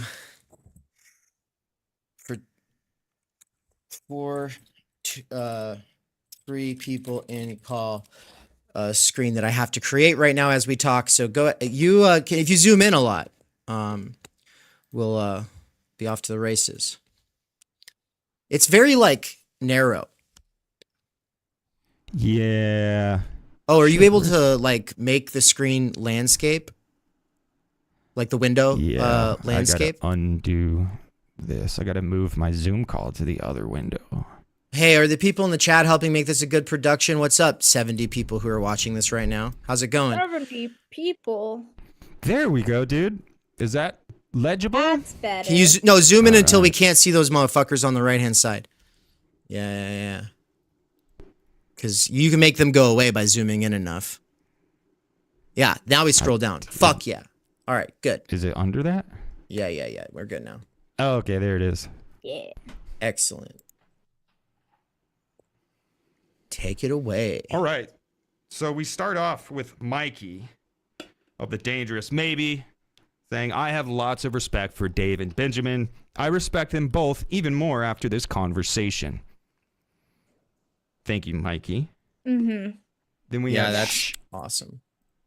Yeah, and like I think the main thing is just like, yeah, everyone on the left wants to go, no, it was just a Nazi salute. End of conversation. And it's like, I feel gaslit by that. Like it's obvious he's a Nazi. And it's like, oh, but is it though?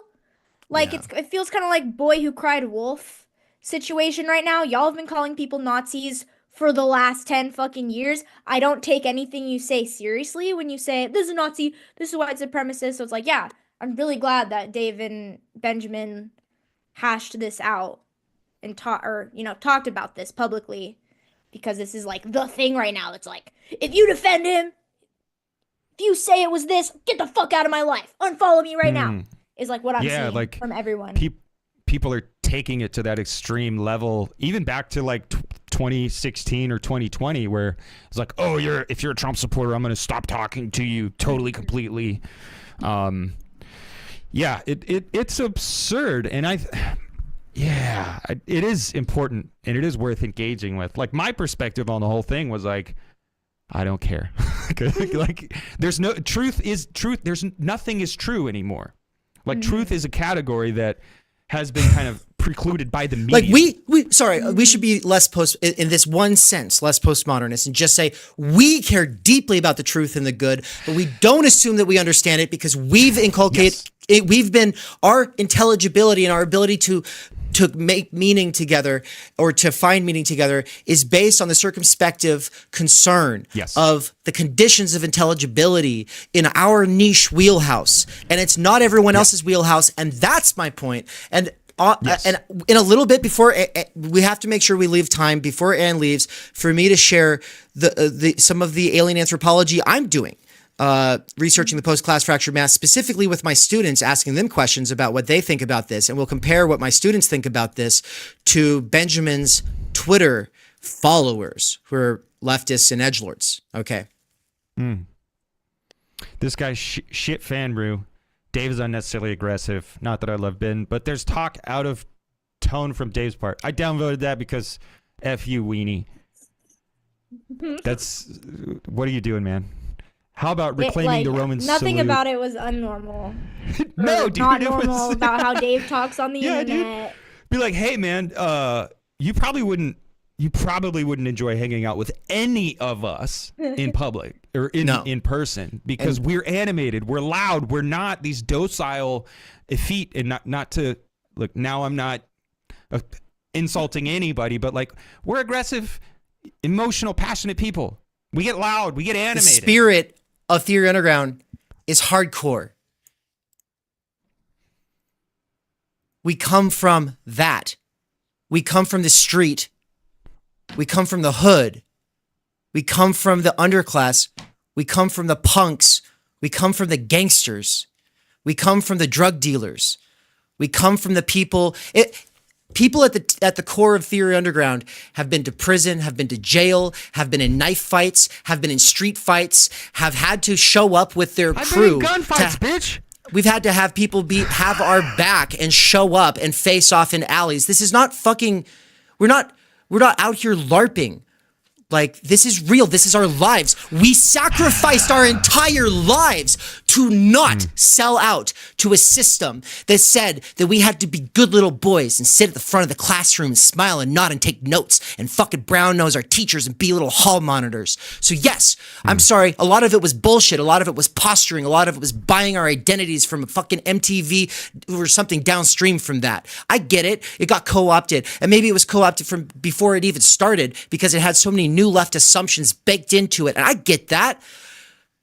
But that's the spirit we're coming from. But that's who and we people, are, dude. And it's where we come from. And it's at the deep at the level of our base fucking subjectivity. It's the language we speak. Don't fucking moralize. Don't be that guy. We do our best to not be that guy. If you're a member of the audience. Dave, you're animated. Dave, you're emotional. Yeah, dude. Yeah. That's the I literal am because point. The world's on fire. The future has been precluded, and children every second of every day. There are thousands of children dying in service of the fucking spectacle Child slavery. over and over again. And all you little fucking retarded leftists who just sit there and think, I'm going to do this performative act and I'm going to say the right word. You are supporting the system that is predicated on the sacrifice of children. Yep. And they're acting over and over again. And they're doing politics like it's the fucking end of history, you know. And we're having our dance party at the end of history, but I don't think these motherfuckers know how we dance. So then we have Tommy Two Ness. How about reclaiming the Roman salute back from the Nazis in the way that Rammstein do, according to Zizek? That's a decent question, I guess. It'd be an interesting conversation. Peter Pan timestamped and said, "The rant, thank you, Dave." I'm assuming that's a good timestamp. Let's see where we are in the video. Oh my gosh. Never mind. Oh God. Never mind. I did fuck. A lot of Nancy anti-philosophers here. Your epistemic hubris was showing. That's It not was just me, all dude. his recommended videos that he was trying to scroll up to the video. Hey, who the fuck is this, dude? That's not me. Dave said you should go to the timestamp from that one. Hold on. Who the fuck is this dude? 3 billion Nances? Yeah, who is that guy?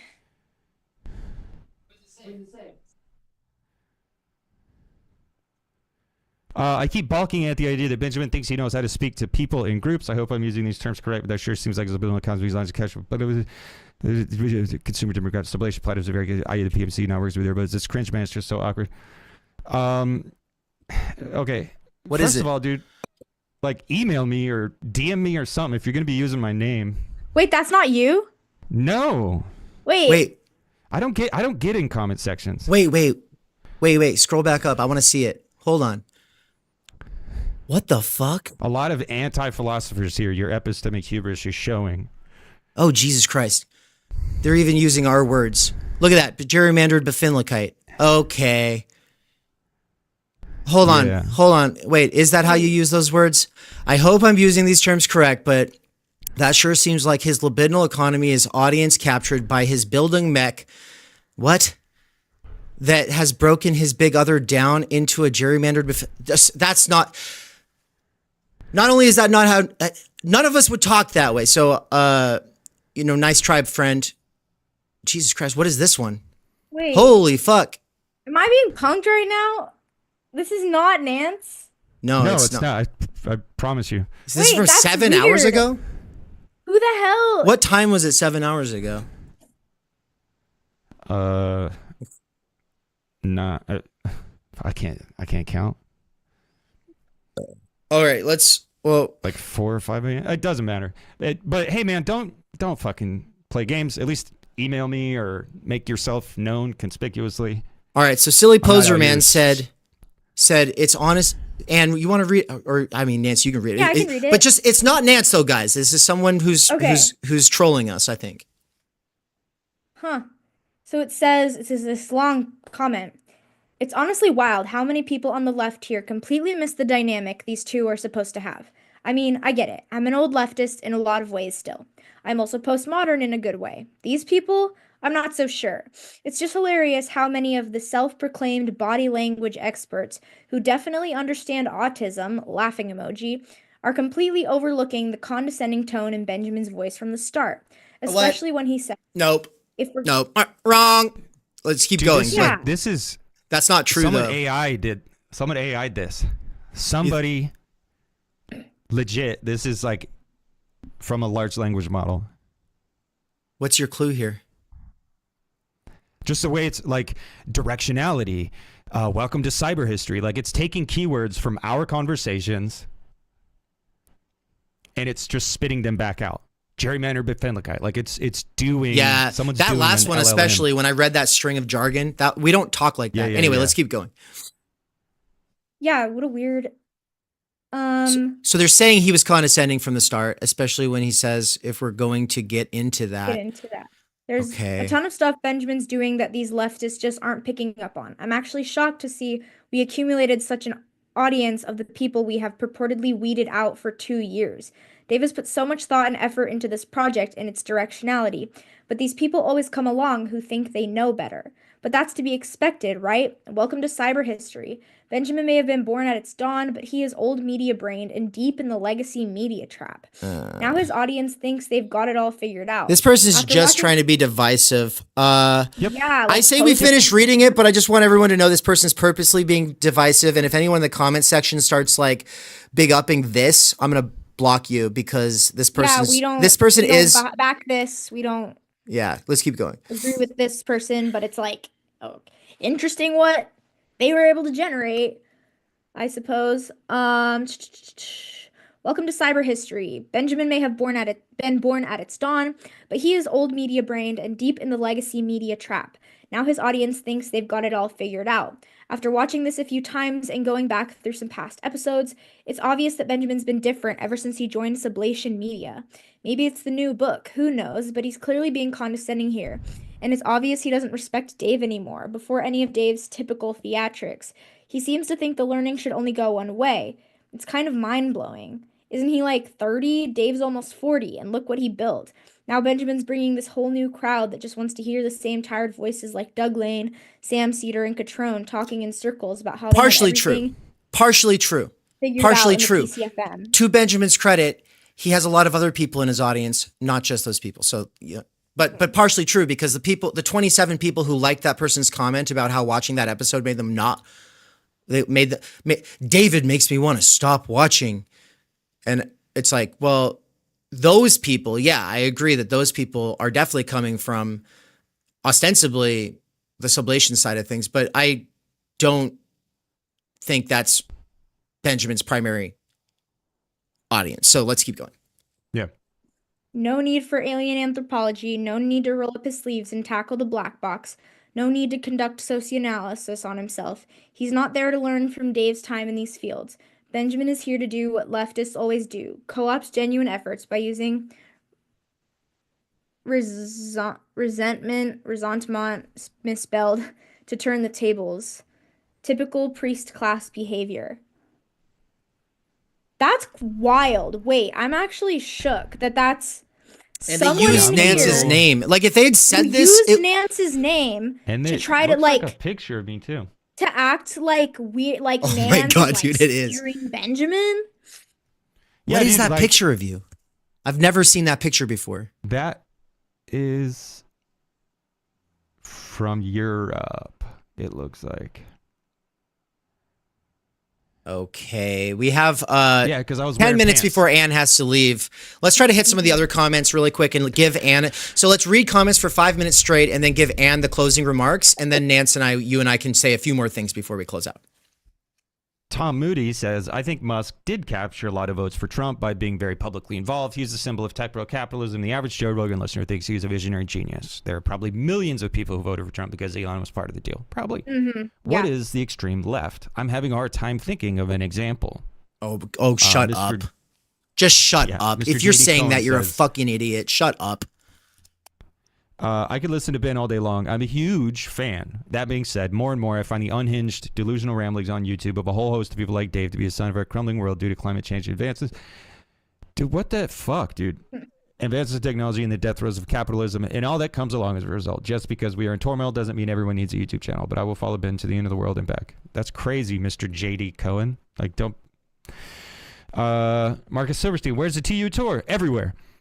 Well, I responded to that one. I responded to that one. Wait and see. The we offing Brits a cross-class collaboration. Dr. Gerald Horn, count me out. No. These Trump and Musk are just camera media hogs, and the memes grew around them from overexposure. David's great in this one. Popcorn. Howard Dean, baby. I have to say the audio quality on that ad was bad. Just trying to be constructive. It's not constructive. Dilius. Dude, it was a home video. It's a commercial, you fucking dumbass. He's just trying to be constructive. Comment sections are not the place to be heard. This is why. Because this is all... Ben calmly explained that he has a mild bias against emotional outbursts in politics due to his exposure to European politics, and Dave went on a rage-filled, insecure, sounding, completely unprovoked rant. I don't think we saw the same video, homie, but Ben didn't say anything there for you to respond like that. Yeah, completely unprovoked. What rage-filled rant? Yeah, that's insane. That also, Maybe wait a few days to cool down. Also, I want to just kind of point out, like, I don't imagine Benjamin Studebaker's personality was very different before he went to Cambridge. So that's kind of just insane for this person to literally just double down on the idea that the reason he's so rational and measured is because he went to Cambridge and spent a lot of time around Europeans. But by the time he did that, he was in his late 20s. Okay, so shut the fuck up. That's the kind of person that he is. He comes from a place of schole. We come from a place of structural stultification, functional illiteracy. We have time, energy, fragility. Hudson Freeman music, and I think I like this comment. I read the first line, and I think I like it. For my part, this was a deliberate hyper-political act to piss lib-left people off and stoke the enjoyment of irony meme poison right-wingers. Probably. That's probably my take. It's likely. That's probably my take. It's likely. But also, we can't be sure. It feels pretty obvious that Dave just finds this amusing, and I don't think he finds it amusing. You Hudson? fucking idiot, dude. Look at this person.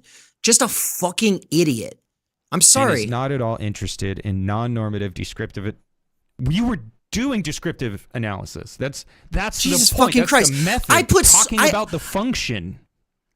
If they go back and listen to everything I said, I was self-critical the entire thing. Benjamin was never self-critical. I'm not saying he has to be. I'm not saying he has to be. I'm saying the dynamic of the podcast and the whole point of it is that he brings a certain kind of approach. I bring a certain kind of approach. We have conversations. Sometimes they get heated. Yeah. That's what it is, guys. So this, to be honest, seems like it if not an organized effort, then several people having the same idea of like, let's sow discord, because this, like, I've not seen comments like this on TU shit in the past. Oh, you're muted, by the way. They're mass reporting my videos. I'll put it on the screen right here, everybody. Look at the screen. So what happened in the last, so I got an email 2 hours ago that says that a video that I made has sex and nudity in it, and it violates the sex and nudity policy. Obviously, I've never put a video out that does that. This is what happens when Kiwi Farms is coming after you. This is what happens when 4chan and Reddit are coming after you. This is what happens when X-Trolls come after you. So, people have been trying to hack my Twitter all week. All right? I get notifications about it every day. And so, it's not normal. It's not normal. It is growing pains. We've caught too many people's attention, and they're fucking losers. So that's what's going on here. Yeah, that person said Studebaker. No, sorry. Studebaker, ... Yeah, ... I guess. Okay. The conversation is so stupid. He's a Nazi, or rather a classist and a racist. He did it twice, and if you're having the conversation without bringing up all the other Nazi shit he's done, you're just farming media points. Benjamin, the first woman, is exactly right. If you have to infantilize this genius so much to defend him, then he doesn't belong near politics. He's inept and dangerous. No one is saying like this man is a genius and he is great. I didn't say that. What was said was like this functionally at the level of what is happening. This is what is happening. There was no normalizing. Stupid. Like you guys are, and I'm sure some people are genuinely missing the point, but I am at this point convinced there is a malicious fucking act on the part of somebody. But like if this is a real comment, then you just didn't pay attention hard enough, dude. Like as Songs 4K in the live chat just said, Ben was mildly smiling most of that discussion. Yeah, it's true. These people are trying to be divisive. They're trying to separate us from Benjamin. Now, the only reason Benjamin's not here right now is that he's at a conference, guys. He's literally at a conference right now. Busy as shit. But he would be here. He's down for the cause. He's giving everything to this fucking movement. He's making it happen. His course starts on Saturday. We love Benjamin. These fucking idiots who are creating sock accounts or troll accounts or whatever it is for Nance, pretending that they're literally Nance in the comment section, stirring the fucking pot and forcing their little knife to wedge us apart. These motherfuckers in the comment section are internet-brained losers, and they are not going to show up when we come to a city near you. They're not going to show up, and if they did, they'd wear little bitch-made masks. Yeah. Going off on Europeans and Canadians just really tickled me pink. I didn't know I needed that, but I did. Thank you, Dave. High five, Natalie. Dave hasn't spent enough time around the right. If he did, he probably would hate them even more than the leftoids. I do hate them more than the leftoids, you fucking idiot. Yeah, Damien, okay. Well, argue, Dave, you win. The rules of politics are in chaos, but Trump is the new politics or just the chaos that happens in any transition. Good question, Damien. Mm-hmm. Is that the dude? Hold on, click that, guys. Open it in another tab. That's the sci-fi guy? Yep. Damn, I want to talk to him now. Okay. I want to talk to him too. Damien, what's up? Damien, come on the post game tomorrow. You're welcome to join the Mster at the post game. Just saying. Hell yeah. Oh yeah. Who is? So if you have a well-known and understood disorder that makes you do and say unfortunate things from time to time, you shouldn't be a politician. People are too dumb to understand this. Sorry, I can't listen to this. I don't know what you mean by that. Yeah, I don't know. Either. Like no one is up here being ableist. Oh, we're being ableist. Oh, we're the end of the world. No one's being ableist. It's just a description of the fact that it's a very convenient wiggle room for a lot of people. Disability discourse opens up a lot of wiggle room for a lot of people. Oh, I'm non-neurotypical, so therefore I can say and do whatever I want. And I get away with it. 51094 says, guys, he is simply making the gesture of a blink of the eye to the whole world and European right wing. It's a clear message. I don't get why not to simply take it for what it is. Today, alt-right is socially and intellectually alive. Conservative revolution begun. Well, because we're trying to have a deeper conversation. That's why. We're having a conversation about the medium and the function and the whys and the wherefores of all this shit. That's why, not just take it at face value. That's why. Damn, that got heated, but it brought out both at your strongest a true contradiction. Dave and Ben, I hope you can ignore these other whiny comments here. Yeah, word. And keep doing what you're doing. Awesome show as always. Yeah. As much as anyone, vulgarity, knowledge past us, but there are no politics left. There are no politics left. Yes. America, China, and maybe Russia are the only players whose politics actually matter. We Europeans are mere vassals who import everything Americans do, even if it sucks. America has been the vanguard for the last 80 years. Probably. And I really doubt that's going to change soon. You guys don't need to take notes from us. It's the opposite. And again, I'm talking broadly about 21st century politics. Yeah. Like Benjamin has publicly what emotional outburst? I don't know what emotional outburst happened. I don't know. I've outbursted more here. But they would say that they would say this tone of voice I'm using right now is an emotional outburst because they're fucking snowflakes. You guys should meet my mom, you fucking losers. Dave's mom says what she needs to They would say. cry. They would if they had to Gets spend to 40 the seconds fucking point. they would have little meltdowns if they had to talk to my mom. Jesus She Christ. is tiny and mighty. I do have to get going here in a few minutes though. Okay, Anne, take the floor. Yeah, I guess I don't know what I want to say so much because there's a lot. There's a lot here. This is like an ongoing conversation. I think the main thing is that like yeah, stop being in the comments trying to sow division.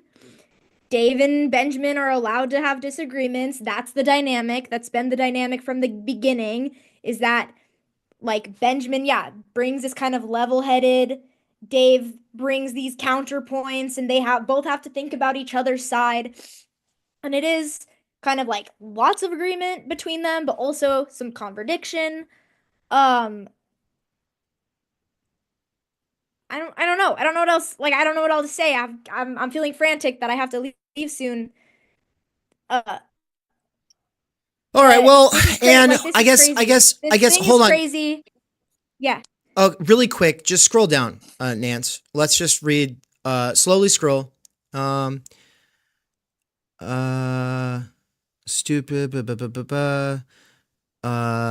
Keep going. Oh, I liked Michael Sloman's a lot. Trump is going to cut ties with him, but not because of the Sieg Heil. Let's keep going down. People just want to drop their takes and make predictions. People think that politics is making predictions, and that's the way that you endear yourself to an audience. And I'm just like, okay, guys, cool. I'm glad you can make predictions. I guess because you predicted podcasts will be successful, we should probably take you seriously. Let's keep going.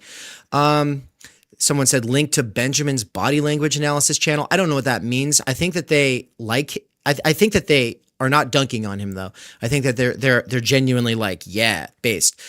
This person says it was a Nazi salute. Okay, and before you leave, the last thing I want to do with you is show you my student results. And Nance, could you run to Benjamin Studebaker's X really quick and pull that up? I don't have an X. Okay, share screen. I'll share. Stop sharing screen. I'll take over. And before you leave, I'm going to be very quick to show you what people are currently saying. And then let me just make it so you guys are able to see what I'm about to share. Hey, Galen, I don't know why you're trying to enter the call here. Yeah, Ann? I was going to say, while you're pulling that up, I think one thing that when we were kind of re-listening to the episode, I started bringing up and you said, oh, hold that thought. Wait to share it when we're in this call. Oh, yeah. Dave shared this video with me on Instagram a couple days ago that was basically, it was someone reacting to some girl who made a video who's like, does anyone feel like just the vibes are off? Like, and then this other woman came in and was like, no, it's not just you that you're feeling like the vibes are off.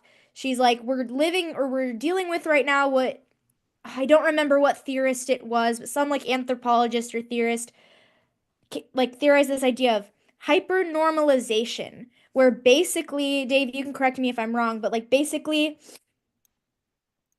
we all like our lived experience, what we are seeing and experiencing is that this shit ain't working. Or like it's basically when you experience or feel something one way, but then everyone's acting like, oh, it's fine, it's normal. So like when we think about like the system right now, it's like conservatives or kind of Trump's party, for example, are all saying, oh yeah, this is going to be great. We're going to make the price of gas go down and eggs go down, and America's the greatest country in the world and everything's going to be just all right and America's going to be great again.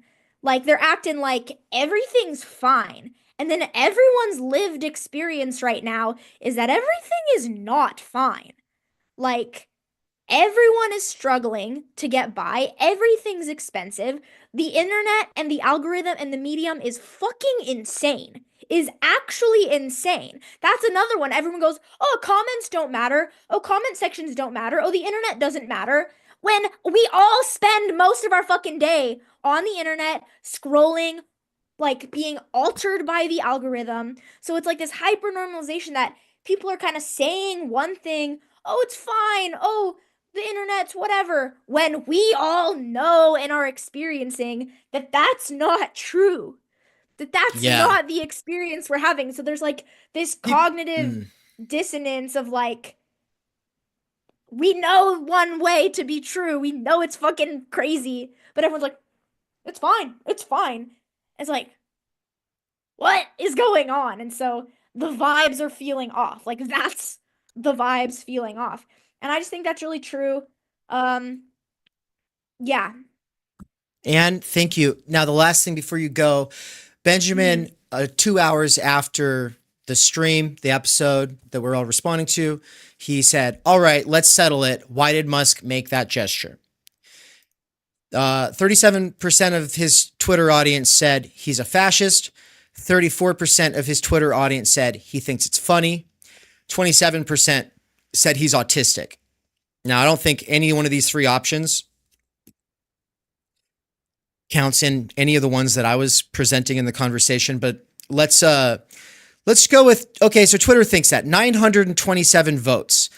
Who counts more, internet people or my students? So I asked my students yesterday in Sociology 122, I said, did you hear about or see Elon Musk's notorious gesture from Inauguration Day? And by the way, they don't know me yet. This is a brand new class.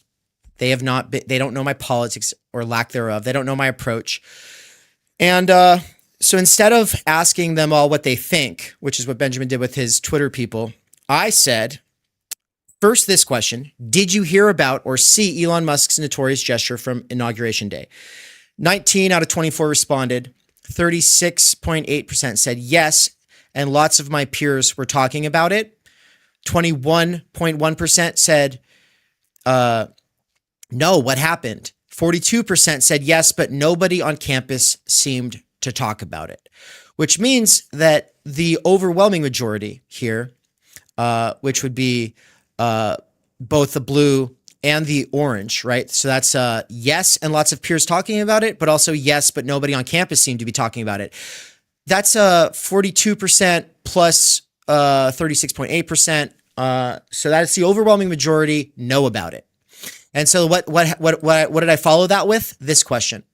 What do you think was most people's interpretation of Musk's gesture? If you guys don't understand the thought that went into framing the question about their impression of other people instead of their own opinion, then you guys don't know social science. And then they said, well, Nance, you can share the results here. I'm going to go kiss my wife goodbye. All right. Bye, Ann. So 10% say he was just joking around. 10% say it's autism, which means we should be, I'm assuming, which means we should be nice to him or give him additional grace. 15 or 16% say it's autism, which means he should be precluded from that stage. And 53% say he's a fascist. That was a literal Nazi salute. Oh, yeah. I think 1, 2, 3, 4, 5. Yeah, that was it. So over half think the autism autism, take it at face value. Hold on, the autism one, let me just extend this so you can read the whole thing, because there's two autism answers. One is it's awesome. Be ableist or be graceful. Yeah, so which means he should not be up on the stage in the first place, versus which means we should be open-minded and not ableist. So how would you summarize these results then? The majority of people took it at face value. The remaining less than half are split between no big deal and thinking it didn't even happen. Like, in a sense, like at the point where you say it's autism, I think that's just a denial. Like that's you just trying to deny that it even happened. Like it's autism, which means he shouldn't be there, or it's autism, which means we should be nice. Like I think that's a denial of the event. And then the other two, he's just joking around or he's a goofball. It's nothing serious. I think that's a disavowal. It's saying like, yeah, it happened, but it's no big deal. It's not that serious. And then more than half say he's a fascist. I took it at face value. And I think all of these positions are lacking analysis. Yeah. Well, and they're definitely not doing critical media theory analysis at all. And that's the point. Like, that's the point of having the discussion about it, is because things like this need to be analyzed more structurally, more methodologically, more rigorously. We can all have an opinion, and my opinion is that yes, it was a ironic Roman salute. It wasn't an earnest Roman salute, but it was ironic. He did it intentionally to be spicy and the memeable, the meme moments. But I also know that my opinion doesn't matter. What's at stake here is not my opinion. What's at stake is trying to situate this in the context of the medium, and the medium is the political field. The medium is this kind of postmodern political field where it doesn't really matter if it doesn't even matter if he's beneficial to the Republican Party, because I think, yes, he's short term, he is beneficial to the Republican Party. Long term, I think he's a caustic person, but I think American politics themselves are caustic. So long term, I don't think anything is going to survive of the current parties as they exist today. But it's also social media and the media environment and the left-wing reaction to it and the normie reaction to it. Like, this is all the medium that we're trying to interrogate by having a deeper conversation about it. So to just say this is my opinion, that's not what's at stake here. We're not asking what's your opinion, bro. We're asking, like, how do we situate this in the field, in the medium, and stuff like that. So we're trying to get deeper. And it seems like there are a lot of people who don't want us. They don't want us to be able to do that. They don't want us to, and they want to make us look like we're delusional or crazy, or like they're trying to gaslight us. And I'm not saying Benjamin is. I think that these people who are trying to drive a wedge between us and Benjamin, they are. 100%. Benjamin is giving his earnest reaction. Now, of course, he did say in that episode that authenticity doesn't matter. All that matters is the appearance of authenticity. I don't believe that. I understand the prophilicity thesis. I believe Hans-Georg Müller has a point. If we cared about success within the spectacle, within politics, I don't. And so, for people who are trying to do that, well, sure, that's true. I think it's a weird tell to say that publicly, Benjamin. And so I guess when you watch this, like, that'd be my one thing, like, we should do a follow-up on, is like, just because authenticity doesn't matter for other people, it does matter for us. And we've fought our entire lives to maintain it. I will not sell my fucking soul or lie to myself or other people if I can help it. Yep. I gotta go. I'm gonna listen on the YouTube side as I drive. Thank you. We love you, Benjamin. This is a good conversation. And we need to take it all seriously. We can't just say, oh, it's this, oh, it's that. Like, that's the whole fucking point of Theory Underground, is trying to understand stuff. We can't make conclusive statements about anything right now, because everything's fucking crazy and a spectacle. It doesn't make any sense, and we're trying to make sense of it. So anyways, thanks, Nance, Dave. Good to see some other folks in here. See y'all on the flippity flop. I'm gonna go put $7,000 coats on actors for Hamilton. Woo woo. Bye. Love you. Folks, before you leave, I'm going to poll you all. I'm going to ask you all for your opinion because we just went over the results of this poll that you all see here. I'm going to send you all a link. You can all give me answers, and then we'll know, presumably, how you all think about this. So I'm going to go ahead and create that right now for the people who are here for the Alien Anthropology and / McKerracher seminar. Little discussion that we're about to do. Galen and Alex Sappington. Hold your horses. This is all part of it. But let's roll the PSA, and I'll drop the link for the poll that I want you all to answer in the comment section down below. We'll be on the back end here brainstorming the questions that we want to ask you all. So stick around for a little bit. We might come back on after the PSA for a different segment. But for now, I guess I want to say keep it real, if you know what that means. All right, everybody. Take care. And peace. We cannot do direct revolution, but the only way to lay the foundation for it is to do what you are doing to move the underground. It's a theoretically correct title. Theory Underground exists to cultivate the conditions necessary for a working-class intellectual renaissance that goes beyond old political categories or other identitarian niches. At TU, autodidact workers with earbuds and professionals who see no future in existing institutions or movements are able to challenge their doxa and develop an understanding of the situation we are in. If you subscribe at theoryunderground.com, you'll get access to a package of courses, including my Intro to Fault Line Theory, which includes Intro to Nick Land and Intro to Slavoj Žižek. These courses are being woven with the 3 courses that take place on a month-to-month basis, spread out throughout the year of 2025.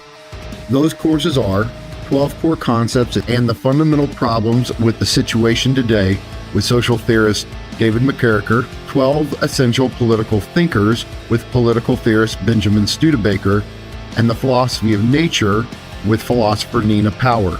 The way these all get woven together at a deeper and more meta level is through the ongoing research seminars led by David McKerracher, Benjamin Studebaker, and Michael Downs, where they engage with one another's work by sharing developments from their own perspectives, theory, and research. If you subscribe at higher levels and support our work, we'll support your development with bespoke teaching. Alone and unaided, we struggle to grasp our situation in its fullness and formulate a meaningful response. By working together and pooling our energies, we can do better. Join us at theoryunderground.com/subscribe. There'll be 2 kinds of people in 10 years. Those who said, I knew all along Theory Underground was going to make this huge difference. Those are the people that are like Nance, who were on the sidelines at one point and then said, nah, I'm going to get in. I'm going to roll up my sleeves and I'm going to go hard. And then there's another kind of person, a person who waits in the wings, collects receipts, and who will say in 10 years, oh yeah, I was there. I saw that happen. And then they'll gossip monger. Listen, if you want to get involved, get involved. But if you're going to sit there in the bleachers, well, here's some popcorn. I hope you have fun.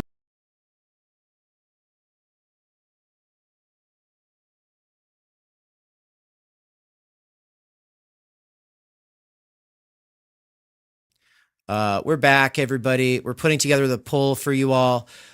This is only a couple of the people in the Theory Underground socioanalysis and critical media theory and critical social theory, blah, blah, blah, blah, blah, cohort, the McKerracher seminar.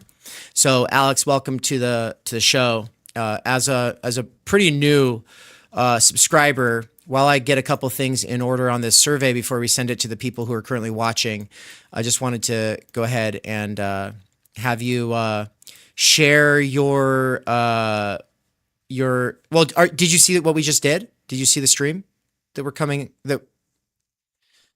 Yes, I was watching all the way through. Okay, and as a sort of outsider who's coming in, like, what do you think about that?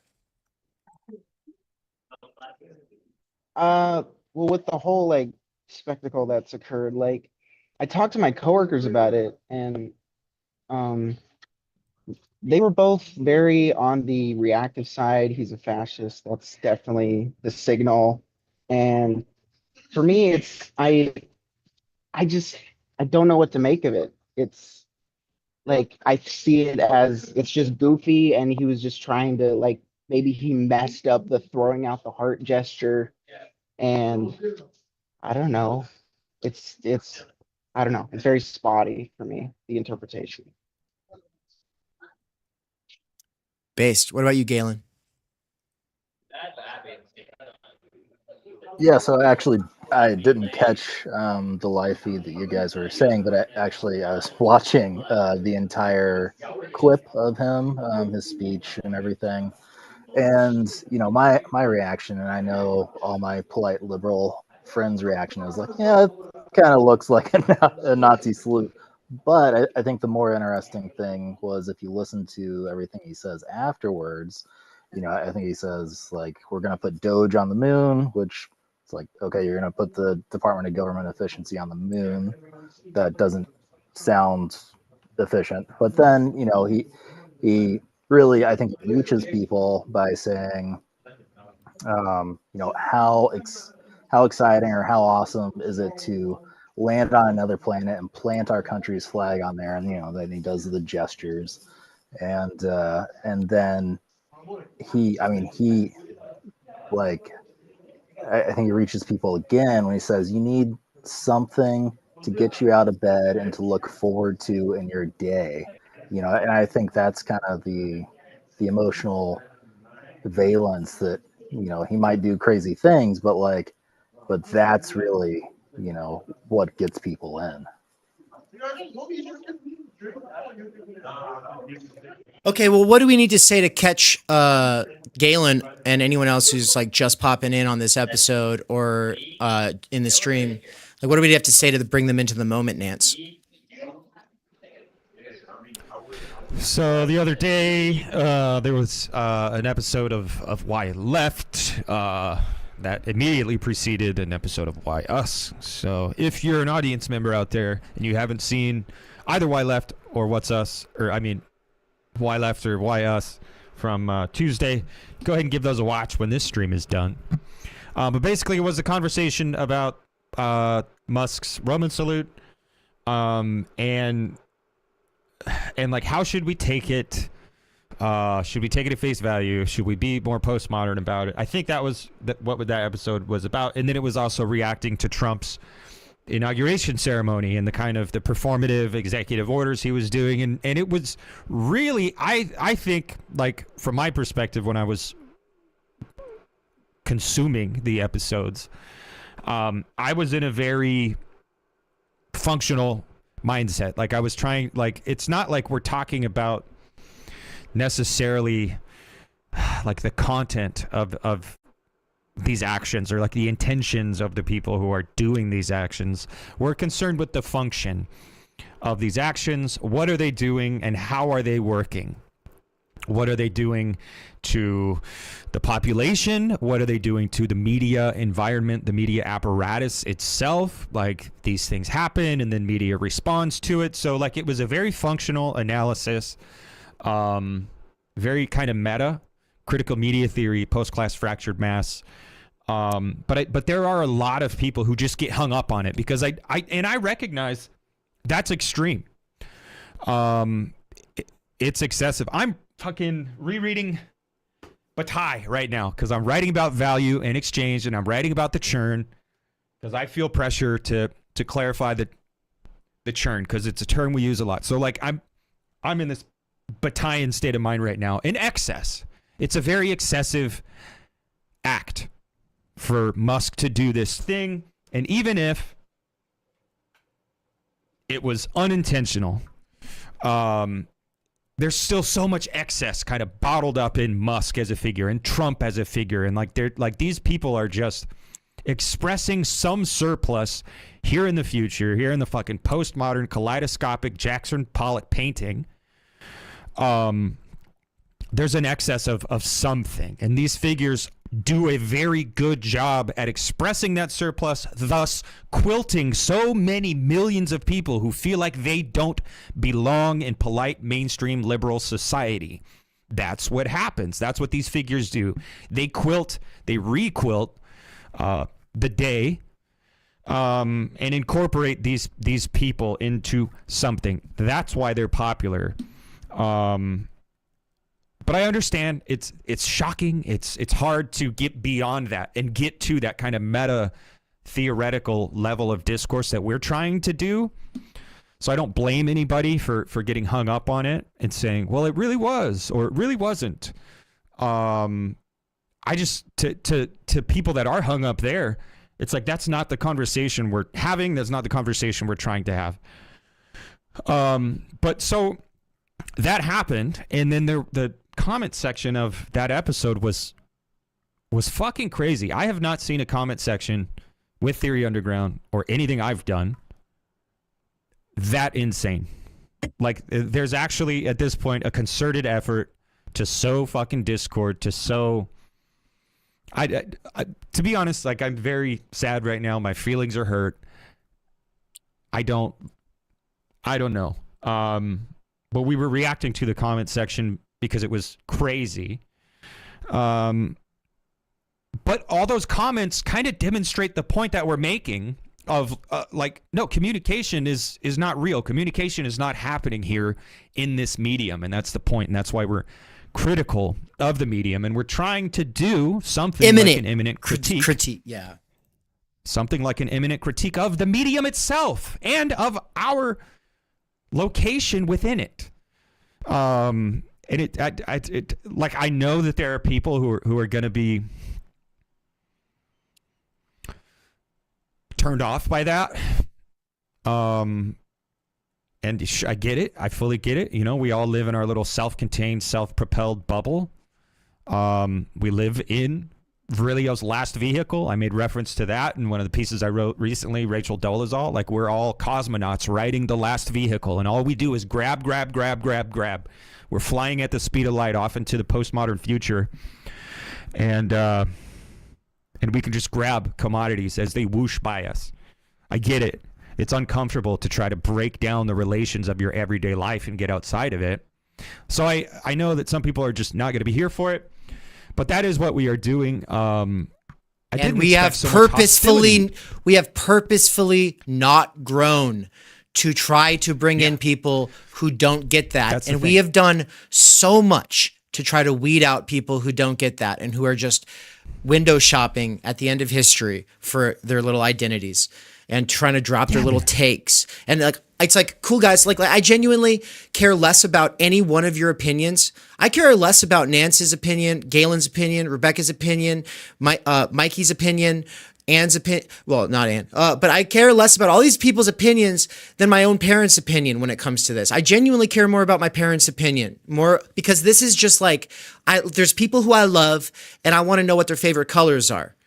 But that's what this is. When we're talking about how we interpret the medium, that's your favorite color. I don't care. That's not real philosophy. 100%. That's not real theory. That's not doing anything important in my mind, in our mind. And so, but what I do care about is I do care about what you guys think other people think. And I do care about how you do a meta-analysis of your interpretation and other people's interpretation. And I do care about you trying to get on the same wavelength and actually do critical media theory with us. Yeah, 100%. The thing is, like not only is it not doing real theory, real politics, real anything, but continuing to engage with it at face value is reifying the spectacle. So like it's not like, yeah, I'm not interested in it, but it's like, no, that's actually part of the problem, and we're trying to go above and beyond that. We're trying to get outside of it. That's the whole, like, there are people who reach a moment where they realize what they're doing. They reach this moment of subjective destitution in the academy, in the activism world. And then they think, well, I have to do the opposite, and I have to go be, maybe I'm an outspoken leftist. Now I have to go be an outspoken anti-leftist or right. I have to be a part of the new right because I have to be a part of whatever. I have to be a part of whatever I think is making the difference. Yeah. Yeah. And we're actually trying to go beyond the structure as it's presented to us itself. And that's, to many people, unintelligible. Many people do have the belief that if not explicitly left, then necessarily right. See something, say something. Like this, like that whole model is self-sustaining, self-propelling, and we're trying to go beyond it. We're trying to get outside of it, go deeper than it. It's just I don't know, man. Fuck you, internet. Fuck the internet, dude. Fuck all you guys. If we haven't spoken one-on-one, now look, I haven't spoken one-on-one with you, Galen or Alex. And this is not directed at you, so I'm actually going to walk back what I was going to say. I'm exhausted. My feelings are hurt. That the internet, you guys can't fucking act right. Yeah. Like, go the fuck elsewhere, dude. We're not out here trying to do the bright, loud, extreme, excessive, performative. We are radicals. We are revolution. We're not doing that shit here, dude. Like, fuck you. Go fuck with Destiny. Go fuck with Hassan. Go fuck with Vosh. We're not those guys. Yeah, dude. Okay, now Yeah, this person who said David makes me not want to watch anymore had 27 likes. No one in the comment section of a Theory Underground video has ever had half that many likes, I'm pretty sure. Maybe the Nick Land video got some comment that was more than that. But outside of our most watched video, I'm not sure that there's any comment that ever got that much. And I've never had that much hate directed towards me on the internet. Now, of course, it's not hate necessarily. It could just be, it makes me uncomfortable. And I want you to know that. And that's fine, everybody. I'm fine with you being uncomfortable. I hope that you remain uncomfortable. I think it's weird that you've been comfortable. I think it's time for you to stop. But with that said, I'm not offended by any of this. That's why I went ahead and hearted everything. Is just, well, I didn't heart the fake Nance guy because I didn't fucking see that shit. But I'll fucking heart everything here. This person who said, "What is the extreme left?" I'll heart that, even though it's a stupid comment because they think that there's no such thing as the extreme left. Hold on. Let me show you some extreme left. What is the American left today? It's right here. Conservative men. Listen. What's your message to straight white conservative men? Listen to minorities, listen to women, listen to people who are trying to educate you. Don't live in ignorance just because it's easy. What is a woman? That sounds like a loaded. What's your message to Now, I'm not saying that there's an easy answer to that question and that it's, it was strict biology or whatever. I'm not saying that at all. But I am saying that people who are so quick to tell everyone else to listen to women can't give answers to these things because they've never spoken to people outside of their bubble. And that is the American left right now, because if you've never been to college, this person is in every classroom. And some of the times, this person is the teacher, and you'll get a bad grade if you disagree.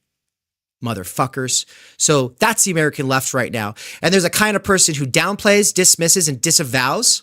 It's their little two-step. Downplay, dismiss, disavow.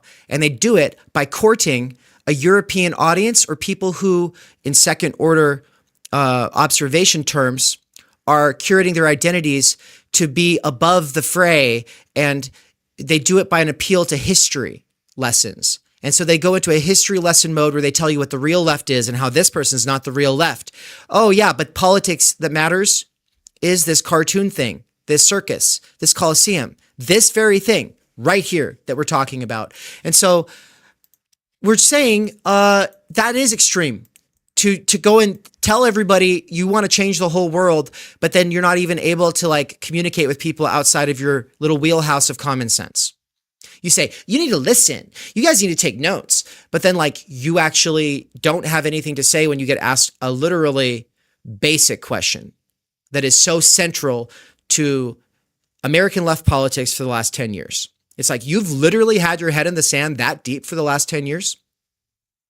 Personally, I have a lot of conservatives in my life. I have a lot of libertarians in my life. I have a lot of progressives, communists. I have everybody in my life. I haven't cut these people out on the basis of disagreements.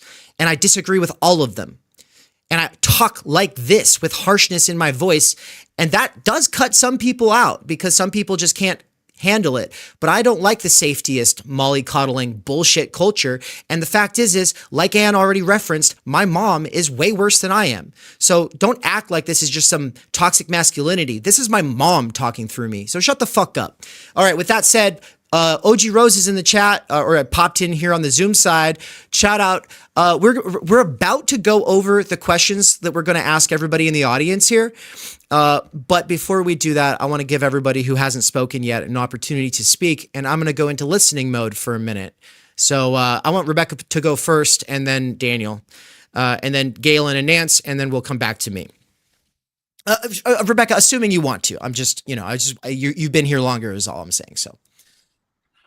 I'd like to. I'm always anxious and nervous about speaking because I feel like I'm constantly going to like not say something that's like actually interesting or relevant. But yeah, I don't know. All I can say is this. Oh my God, looking at some of these comments is just kind of infuriating. Just the lack of awareness of where you guys are coming from is like mind-blowing. Though I suppose it's not so surprising if you think about the fact that a lot of people are probably just popping in and haven't been consistently following the threads. You know, anyone who has any serious investment in what you guys are doing, they are going to understand where you're coming from, at least enough to not make the kind of comments that we're seeing here. And like, for instance, someone being like, "Oh, it sounds like Dave's being really aggressive to Benjamin." I'm like, have you watching Dave? Have you been watching Benjamin? Do you know the kind of like the way in which the people like this project has entailed being able to handle like an intense conversation that really gets into what's going on, that interrogates, that's critical, that doesn't expect your interlocutor to agree with you, that questions their assumptions. Like that's something that anyone who has been watching you guys for a while should understand, that you guys are about, raising contradictions, about, embracing a certain level of antagonism between interlocutors, but in a respectful way and in a way that ultimately is trying to get to some deeper understanding of the situation. And that's what I have been consistently seeing. And anyone who doesn't see that, I think, is really, really out of the loop and is here for reasons that just aren't on board with the overall project. Like they're here to watch and be spectators and to comment and to have an opinion, and they're not here to actually learn anything. And that's evident in that kind of response. I guess that's what came out. I hope that was like, yeah. Yeah, thank you. Daniel, good to see you. Nance, it is always a treat. Rebecca, always good to see you as well. And Galen, good to see you. And Dave and Nance, I really enjoyed your recent fiction. I have to say that very quickly. I hope that people watching this go and read it. You have a wonderful way of blending description and illusion together in a captivating fashion. So I really enjoyed it. And, and again, it was kind of you to have me jump on. I fear I do only have about 15 minutes due to the tyranny of work, but just a few thoughts. First, I've never listened to Studebaker speak and not learn something, and that's a rare characteristic. And also, too, if the discourse on the left has seemingly led to a place of, dare I say, a brick wall, then one would hope that changing the discourse would be an obvious strategy that would be taken. Because last time I looked, repeating something that has not worked is a certain definition of something, according to Einstein. I think also, there's a few things that also comes to mind. Theory Underground strikes me, if I were to just use some language, as being more in the business of culture making than content creation.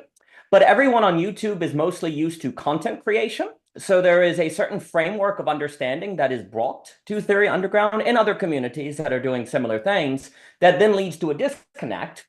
Because if Theory Underground is in fact creating a space for people to, say, think or follow an unfolding thought that is not known in its conclusion ahead of time, because if it was known, it would already be captured by the system and probably used to manipulate people, then that results in a certain energy demand on the people that are listening, that if they have not had that asked of them before, can blow up and come out and be expressed, as you're seeing on the comment page here. And so I think it is very important for there to be a proper understanding of what is occurring. When one is moving to a milieu, it requires, as Davis said, everyone to be on the same wavelength, which requires everyone to have a certain level of investment, which means that you have to yourself be invested in the culture making, as opposed to simply the content consumption. And that expectation, if it is not met, which is precisely what it would mean not to fall into the logic of a simple capital system, to not fall into the system of just giving content.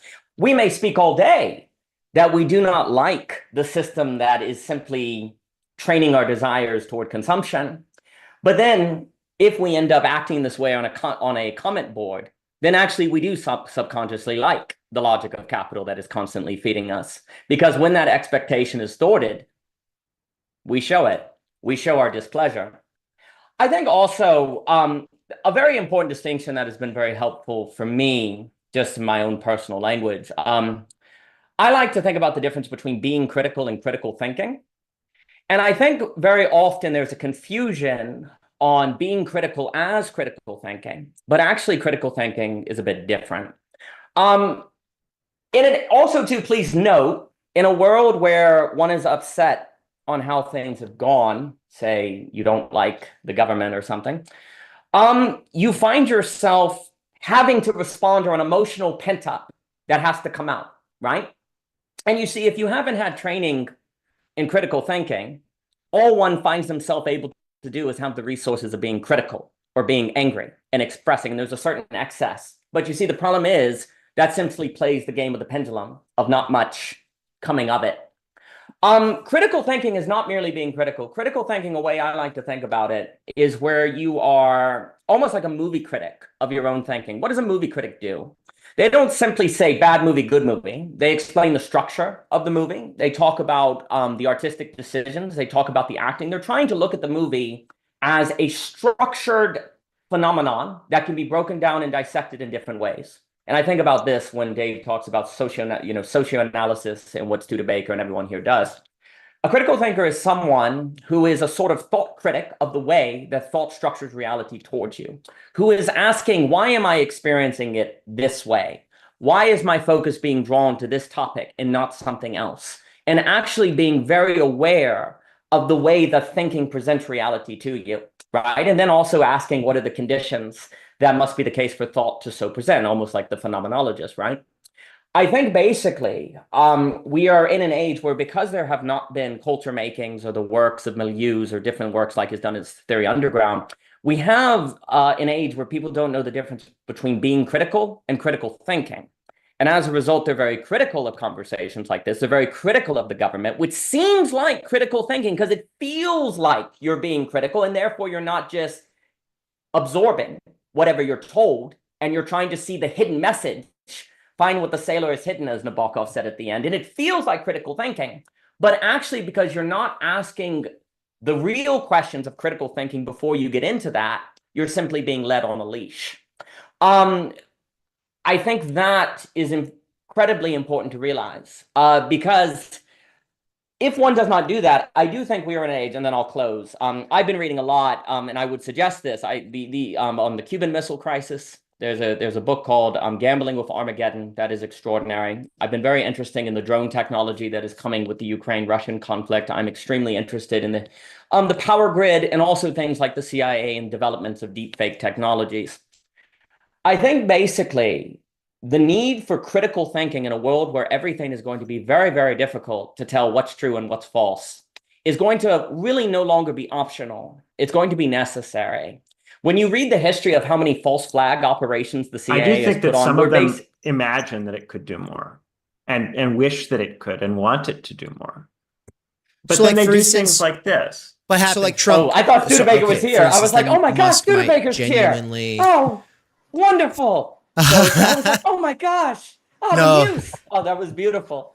I was putting a hat on. just- When I put the hat on, I accidentally clicked the button on my headphones, which apparently did that. So sorry, everybody. That was beautiful. No, I was just bringing a final thought. Basically, I think when we look at history, the amount of, the CIA is invented under Truman in the 40s, right? It's not as old as people think. And you see, the point is we are going to be existing in an age of more and more things that seem very much like they matter, but actually they are taking away from the work of developing critical thinking.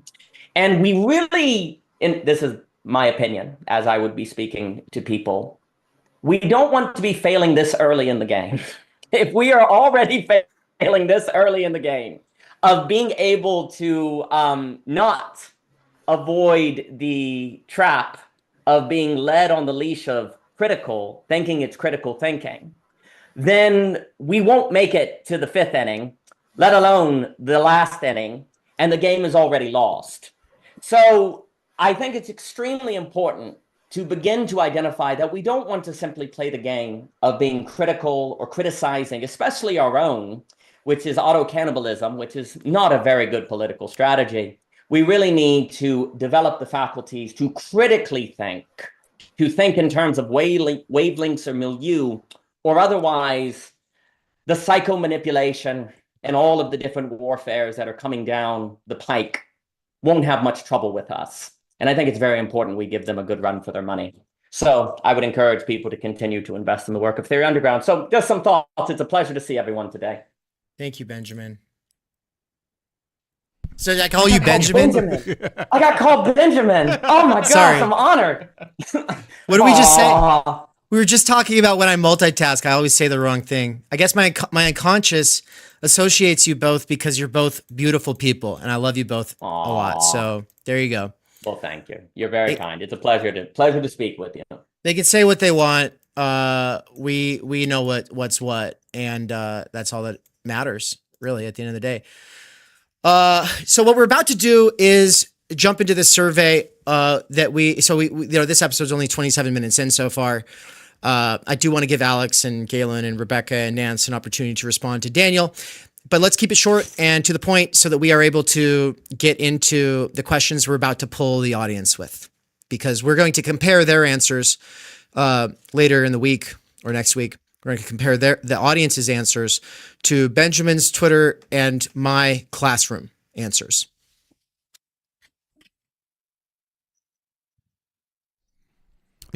Alex or Galen, you guys got anything? Initial comments or? I mean, I just really liked Daniel's analogy to a film critic and the question, why am I experiencing it this way? I think that's a really good way to think about it. And I guess I just want to say that, like, I am with you guys. I'm a little bit behind on kind of figuring out the rules of the game. That's not a great way to say it, that, you know, you guys are invested in, but the wavelength. Right. I am here to learn, and I'm totally in, and I'm excited. Thank you. Hell yeah. Thank you. I think you speak for a lot of people. Thank you. Yeah. And I don't know, to say the rules of the game. Yeah, it might give some negative connotations, but also, like, this is a different space. It has a different texture. It has a different directionality, a different projection, all these things. So, like, this is different. It's not just another internet comment section. It's not just another discussion group or book club or, I don't know. And I hate having to go back to relational and like comparison. I think it's better to just kind of let the project speak for itself. And for the most part, I think it has done. But I guess now, just, you know, chronologically, we are dealing with a huge influx, and that's presenting problems for a lot of people, and especially the people who are newer but are still down for the cause. Just because you're newer here doesn't mean you don't see what some other people see. And I know earlier, like 10 minutes ago, I was like, fuck you, internet. I don't want to talk to you. I don't want to get in that mindset either. I don't want to get in the mindset of thinking, quote unquote, newcomers have nothing to bring to the table, because I was a newcomer. And I do believe that, like, novelty is good, and we all do have something to bring to the table. And that's the point. It's a milieu. It's not a book club. It's not a discussion group. It's not a niche consumer identity reinforcement program. Like, we are here very much debasing ourselves and bringing humility to the table and saying, we live in a horrible world and we want to understand it because we want to do something about it. But in order to act in and on the world, we must understand the world as such, which we never will. And we also must understand our location in it. And so many people throw that part out. So many people forget about context and situatedness. And conditions of possibility, horizons of possibility. So it's, I mean, it's great. I'm going to be honest with everybody right now. Like, I'm upset. I'm very upset right now.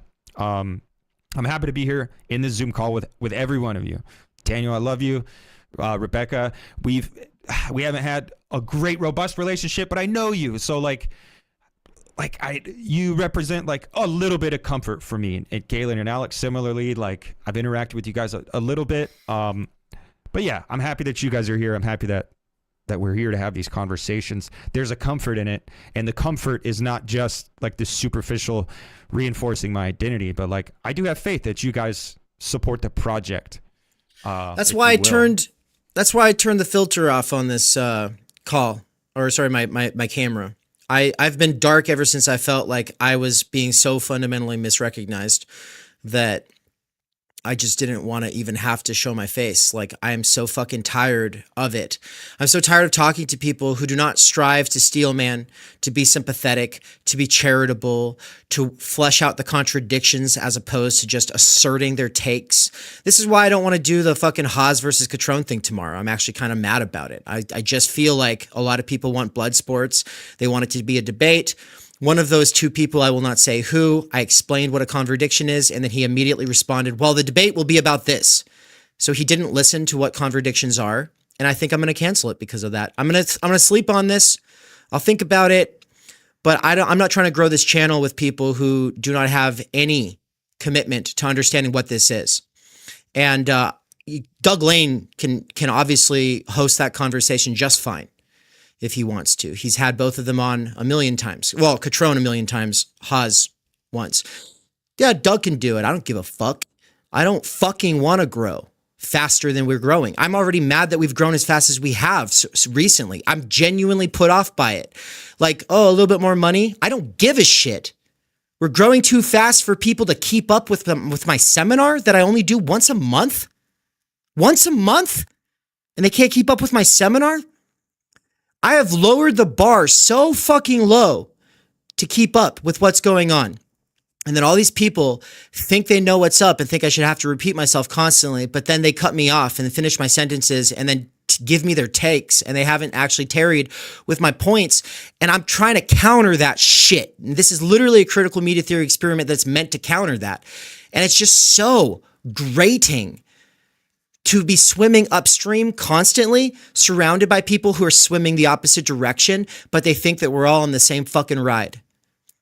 And there's a couple people who are swimming with me, and there's some people like Galen and Alex and Rebecca who are like, you know, they're giving it their best, their college try to see if they can get on the wavelength. And Rebecca is the first person to fill out responses to my alien anthropology survey. Nance hasn't even done that yet. Rebecca already did that.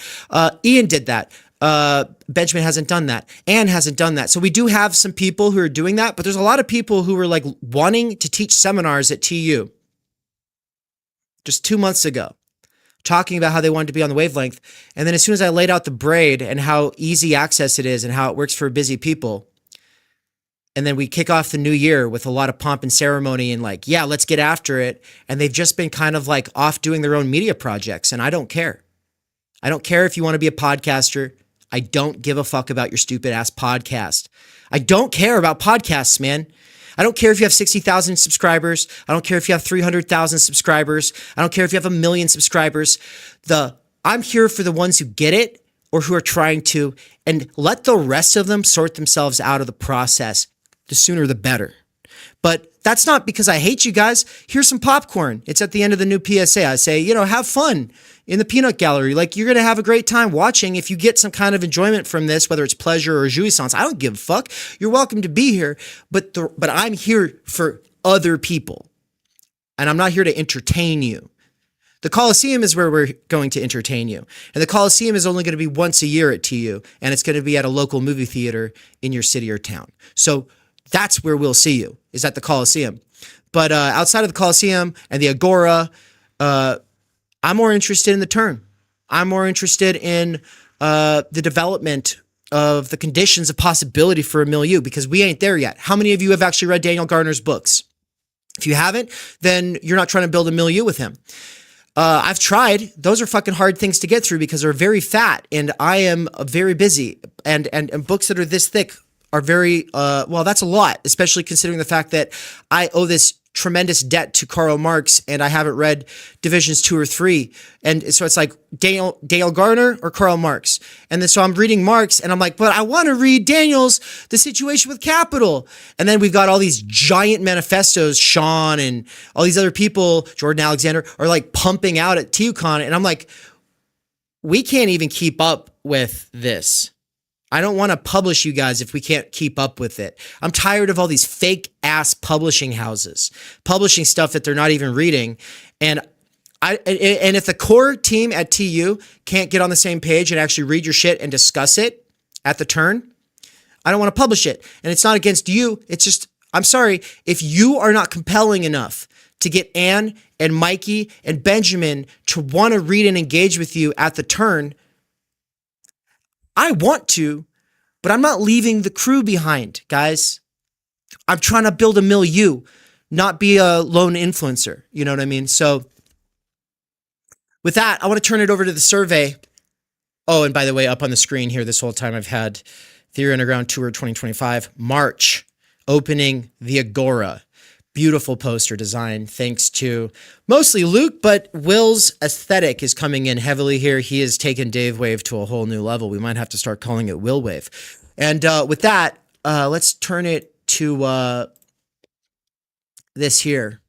Polling to you about Musk to compare against Soch 122, number 2 exam prep quiz. If you have the time to just be here for a really quick run through of this, Daniel, I really want to hear your thoughts on it. But if you don't, please give me your thoughts in the comment section later. So really quick, everybody, it says your name and email will be anonymous to everyone but us at TU. So I've retained the right to share this information with anybody who's internal, but I won't share it publicly. And then the first question is, how did you find out about TU? And this is a different version of a question that I asked my students, which was, which platform do you use the most? So I made some slight modifications to dial it into our audience, ostensibly. So how did you find out about TU? YouTube Algo, Instagram, Facebook, X, Reddit, Threads, Blue Sky, Substack, Platypus/Catrone, Ytheory/McGowan, Zizek, Land, none of the above, and no equivalence either. Okay, so that's a good question, I think, because it'll give us some kind of a sense for the composition of these people. Now, of course, I am counting in the fact that like 30% of you guys are going to lie to me, and so we'll control against the answers with that. How many hours have you spent listening to or watching TU content? Less than 5, between 5 and 20, 40 to 60, hundreds. Nance can answer that. I'm not sure how many other people can. Maybe Mikey. Name. So at this point, now I'm curious to know your name. Which do you spend more time beating yourself up for not doing? Oh, and I guess I should change the name to say, this will be public info. So screen names or what's the word? Like what's the pseudonyms? Yeah.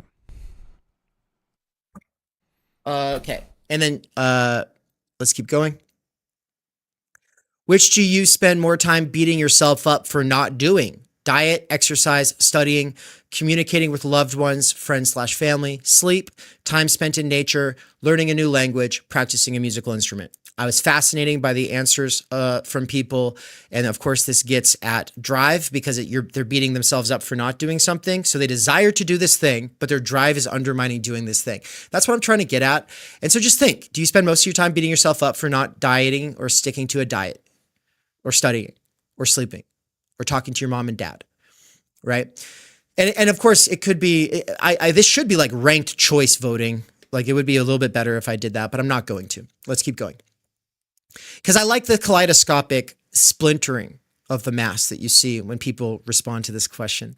It's an actual like even split all the way through. Like everyone in my class, it's like 3%, 2%, 5% answer this versus that versus that. Like it's actually insane. I didn't expect it to be so splintered, but that's a great little insight into the gerrymandering of Befindlichkeit. Anyway, so you spend a lot of time wishing you were doing up above, but instead you do ... what? What is it that you cannot seem to stop doing that gets in the way of your goals? I got lots of really cool answers to that one. Are you a productive procrastinator? Yes, I get a lot done up against deadlines. Nope, I have to work on projects way in advance. Where do the people so this is all telling me stuff about people's desire and drive. It's a part of socioanalysis.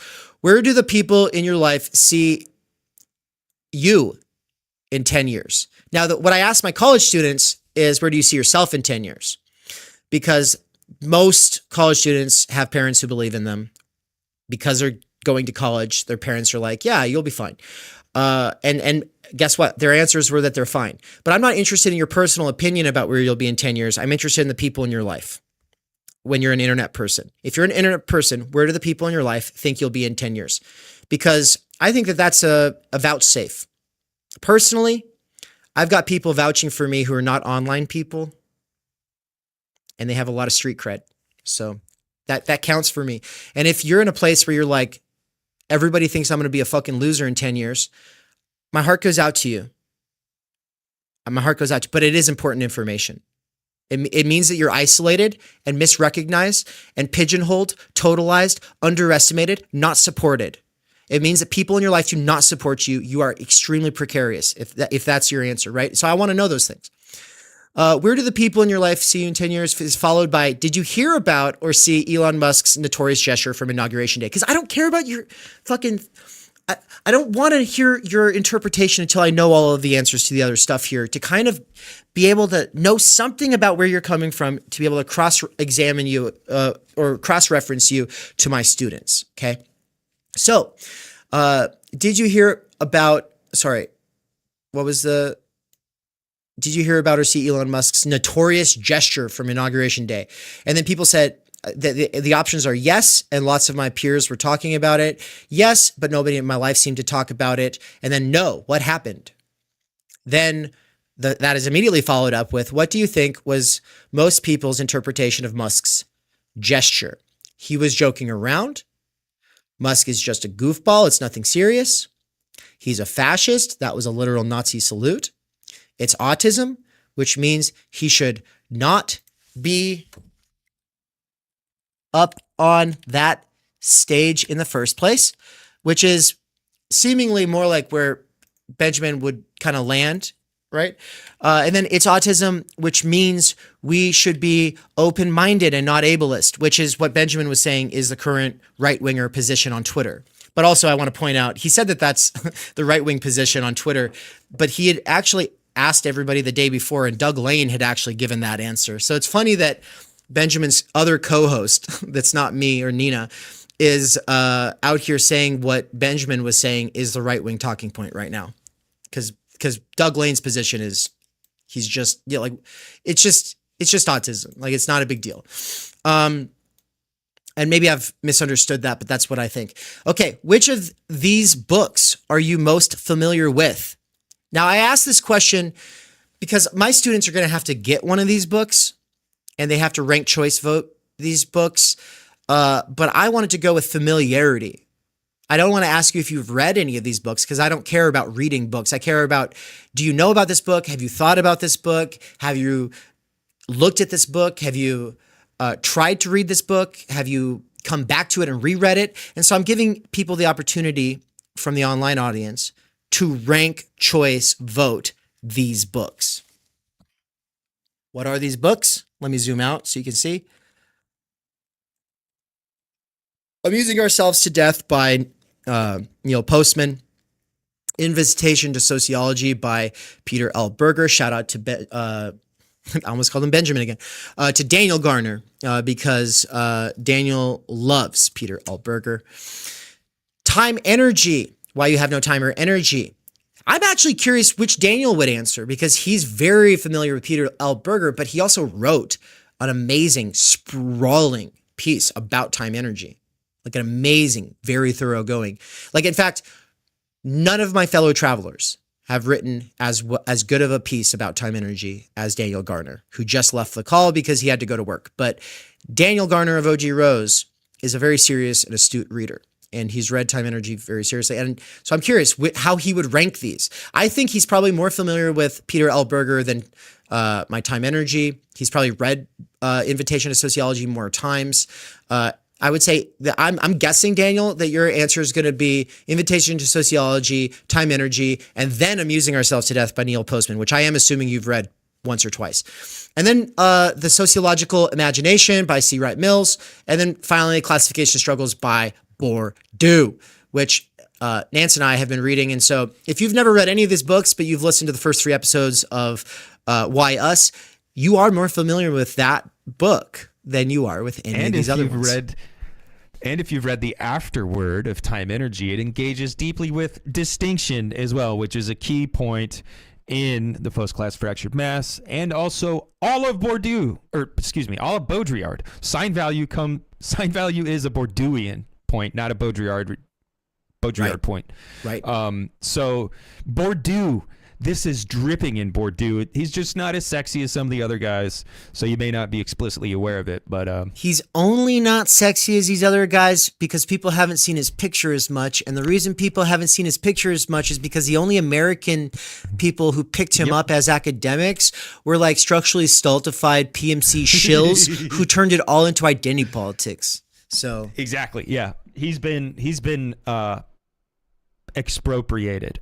He's been misapprehended. Much like McLuhan was. Short burst of rock star status. Much like Illich. Short burst of rock star status followed by... and that rock star status is a misunderstanding. And then he gets erased because the way he gets picked up is missing the point. And so then he gets left behind. But in reality, he predicted the future in the most important ways, right? Yeah. All right, and that's why we bring them back. Anyway, and then finally, the last question I have here, and I'm very curious what you all want to do to change this one, because I especially want to change this question. It goes like this. Theory Underground is and then I have replacement for academia. Nance, read the rest, please.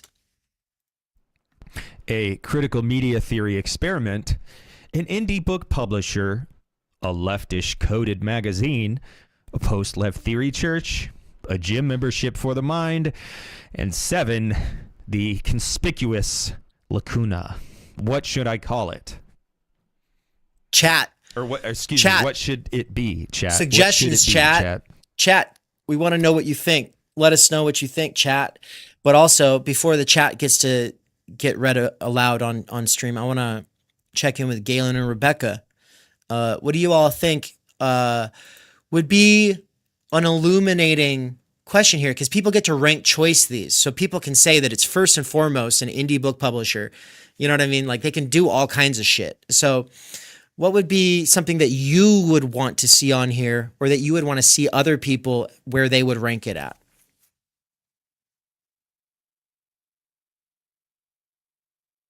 Nance, you can go. I mean, obviously YouTube, but I'm going to be listening. I'm going to step away. And also, Nance, you can read the chat if people do start giving good suggestions in the live chat. But based on our recent engagement, I'm not imagining there will be a lot of good engagement. But, you know, there's a possibility. We've got Jack in there, Solowski. We got Jack. We got a bunch of other cool motherfuckers. So, yeah. My answer to this question is the first choice is a critical media theory experiment. And now that may be itself a little less sexy and a little less grandiose. But it is first and foremost a critical media theory experiment that does all these other things. I think my second choice would be a gym membership for the mind. My third would be a post-left theory church. Because it is first and foremost like this is an intervention at the level of critical media theory, with goals to do some of the things that churches have done. And it's, why is it post-left? Because it's not left, but it's also not anti-left. It's a gym membership for the mind because that helps us kind of accomplish some of the goals and shit like that. But the thing is, like, I would have a problem with answering this because giving any answer carries the connotation of like, oh, it's just a. So I think you should add an answer that says something to that effect of, well, it's necessarily all and also none.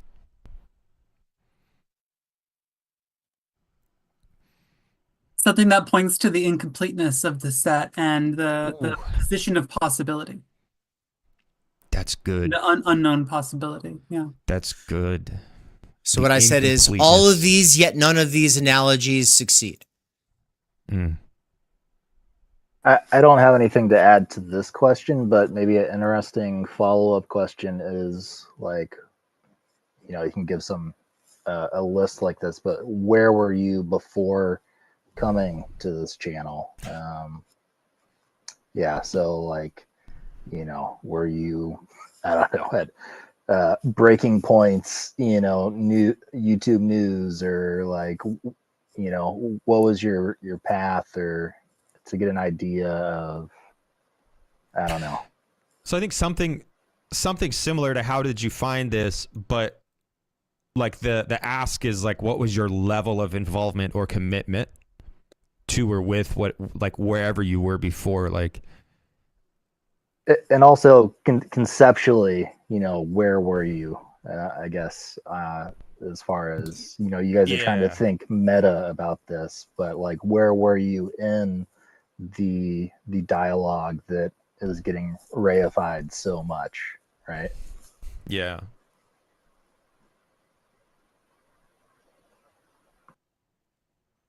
Yeah, like, were you already burnt out, or were you the enthusiastic activist, or were you neither? Actually, let's go ahead and make this a multiple choice and do that, because I love graphs. I love pie charts. Let's do enthusiastic activist, burnt out curmudgeon. Burnt out. How do you spell curmudgeon? CURMUDGEN. There we go. Oh, EON. Oh. So enthusiastic activist, burnt out curmudgeon. I'm gonna say A. Not very political philosopher / student of philosophy. I know some people don't want to call themselves philosophers. So, well, and then we could say, I think there should be an enthusiastic nihilist. Because I think it's something like that. Because I was also thinking, like, what about like punks that got older and like got serious, but didn't want to sell out, but also didn't know what to do. Yeah. Yeah. What about chat? Does chat have anything, Nance? I'm not gonna look at those people for a while. After getting burned so hard in that last roast fest, I'm not gonna look at chat for a little while without my screen going dark. You have to filter. You have to filter information for me for a while. I'm fucking done listening to them. Darren did have a good point on the previous question. If you're doing ranked choice, isn't the all of the above already implied? Yeah, but it also tells us something if you make the choice to make the all of the above your first choice. Like, that's also informative itself. But that's a good point, Darren. Wait, you said that was Darren? Yeah. Like large? Yeah. He's that's in the dope. chat. What's up, Darren? Yo, what's up, Good to see you. Darren, great to hear that you're here. That's awesome. He's been super fucking awesome. Darren is doing more for Theory Underground than almost anybody right now. Because watch this, everybody. Oh, sorry, I have like the wrong. Let me pull up the right. You guys will be able to see it in a second here. Let me pull it up. So what you see here is Theory Underground. Let's go ahead and log in. Okay, let's make sure I can get in there. Okay, look at what Darren just did. So he made it so when you go to playlists over here at theoryunderground.com, you can actually see them now. Dude. You can actually. He's been working with Alexander to make this happen. And watch what he did. Watch how satisfying it is to put your mouse over a video. That's nice. Fucking awesome. That's really nice. Tactility. Oh, dude, it's so addicting to just put my mouse over. Oh, he's gonna gamify this and make it so it's all attached to forums, like, and a library. I just gotta say, that must feel really cool for you guys, like that this is coming together and actually having the feel of something that's like, I don't know, like aesthetically structurally like pleasing and like almost like and like legit looking. Like Thank it's you. really nice. Yeah, thank you, Rebecca. It's fucking awesome. And it's all thanks to real programmers, not me dinking around on WordPress, going crazy, which is what happened for the last couple of years. But anyway, all right. So, Darren, great point. Now, with all that said, enthusiastic activist, burnt out curmudgeon, not very political philosopher / student of philosophy, enthusiastic nihilist. I'm just gonna go ahead and say bread tube / left tube enjoyer / student, because I think some people are students of the left, whereas other people are just enjoyers of the left. And I do want to combine the two because it is edutainment, right? So there might be a way of phrasing that where I'll say enjoyer of edutainment. There we go. Okay, now with that said, is there anything that we're really missing here? I think like a bog standard, I don't want to say conservative, I don't want to say reactionary, but I want to say like a mainstream normie who rejects mainstream liberals or leftism. Never been a leftist, but I'm a radical, versus never been leftist, but I'm probably a normie to you people. Okay. So I think we can get a lot of really interesting information from this, right? Mm-hmm. Anything we want to do? Adam Mad made a comment in the in the chat that I think is kind of interesting. Feel like it's worthy of mention that this conflates activity with identity. What's the difference?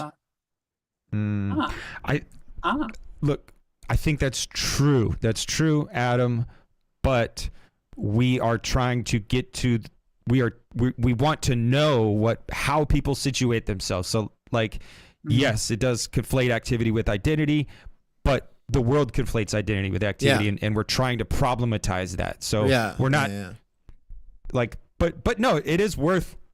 Like, activity is conflated with identity in the world. And so people are coming to us, or people are coming here with these assumptions, and that's what we want to know. But it's a good point.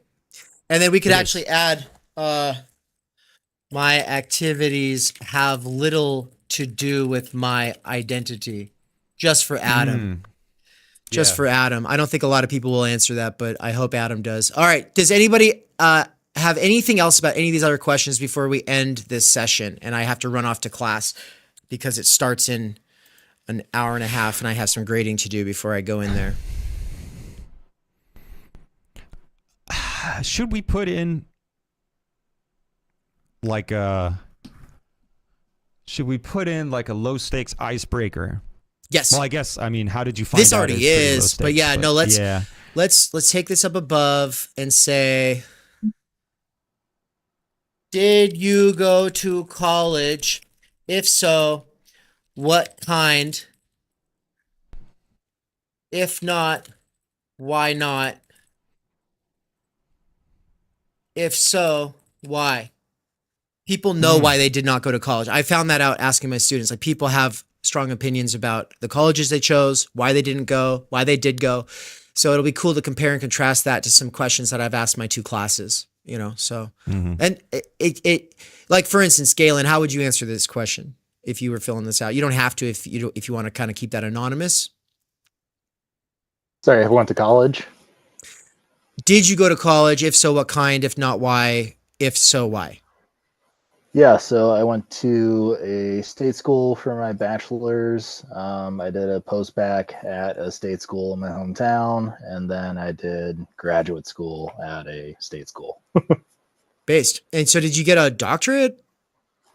I'm a doctor of physical therapy. I'm not practicing because I'm disabled, but yeah.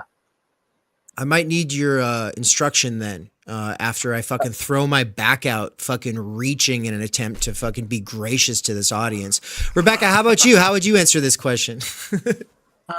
Let's see. So I did go to college. I went to City College first for like way too much time, or just enough time, one might say. Um, then I went to a state university for 4 years, which, well, it was supposed to be 2 years because I'd already gotten everything out of the way in the city college, but then I ended up being 4 years because I went from psychology major to psychology philosophy major. And so I got a double bachelor's in psychology and philosophy. And why did I go?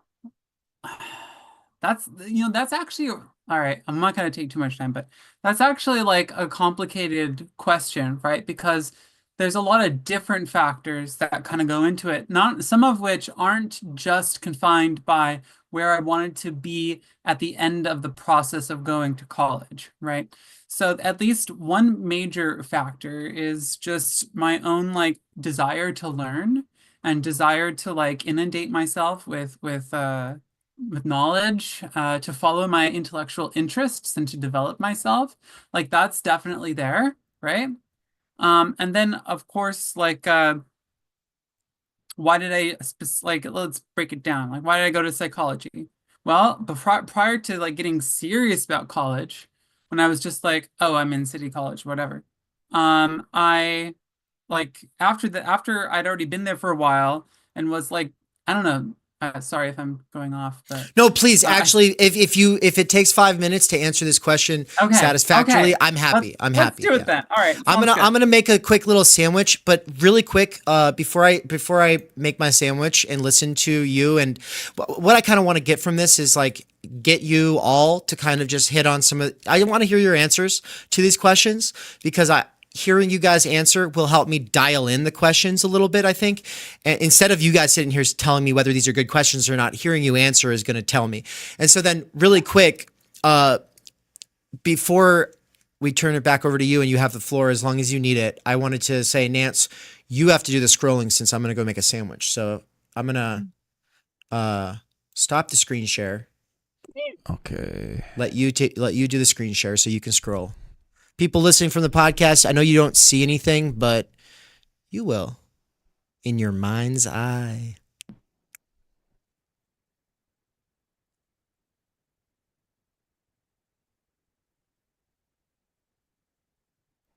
So it sounds like we've got a... Oh, yeah? Share me the link because my browser's being... Oh, I just realized. Okay, I actually have to publish it before I can. Let me publish it and add that anybody can respond if they have a link, and then also that the editor is restricted. And then I'm going to add. Let's go ahead and just do that. Okay, and then I'll publish it. And then here, let me copy the link. All right. And then I'll share it into the Zoom chat, which has been very good today, not overwhelming with bullshit. No. There you go. You got it. Sorry that this is such a long pause in your answer, Rebecca. I just really want to listen while I eat. Yeah.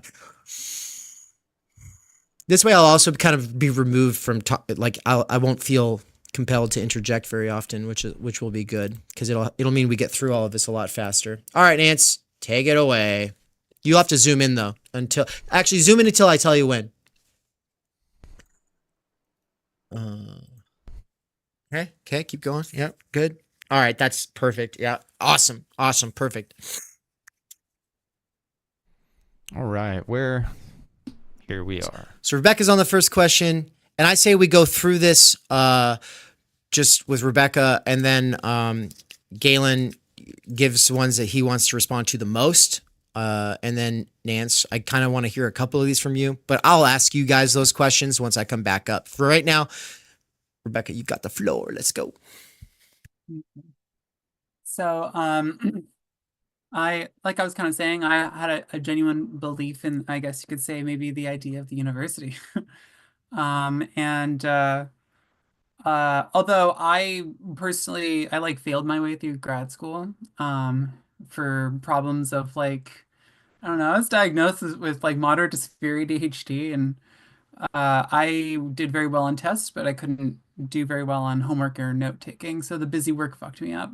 So left high school 2 years early by taking a proficiency test that it was equivalent to a degree or to a whatever diploma. And then felt like shit. And although I believed, right, because I loved learning and I loved knowledge, it was really hard for me to like take it seriously that it was something I could do. So I started college, stopped, smoked weed for 4 years, played video games, went to punk shows, got in the pit. Um, and I met a friend of mine who was my older brother's friend, who was an anarchist and was going to university for what's it called? Uh, Philosophy and anthropology. Pitzer in Claremont, in Pomona. If you guys remember Pomona, Oh, that wow. yeah. But he's like this punk ass motherfucker from like the trailer park. He's like playing his black metal and like pissing the shit out of or pissing off all the like kids of PMC and business folk. But anyway, Wow. he's the one who introduced me to existentialism and anarchism. It brought me out of my depression. It brought me out of my feeling of like kind of nihilism about the world and like my confusion about what the fuck even is being an adult and getting a job, like if it's all just misery. So I got into college, but still was hard to really like dig into it. I had to take some remedial classes because my English and math was a little behind. And I did that for a while, and then eventually like uh, I like for like a lot of different reasons. It's a whole story. I won't go into it. I spent like 2 months voluntarily homeless in San Francisco, just kind of like exploring for funsies, I guess. Although it was not fun. I mean, it was fun and it wasn't.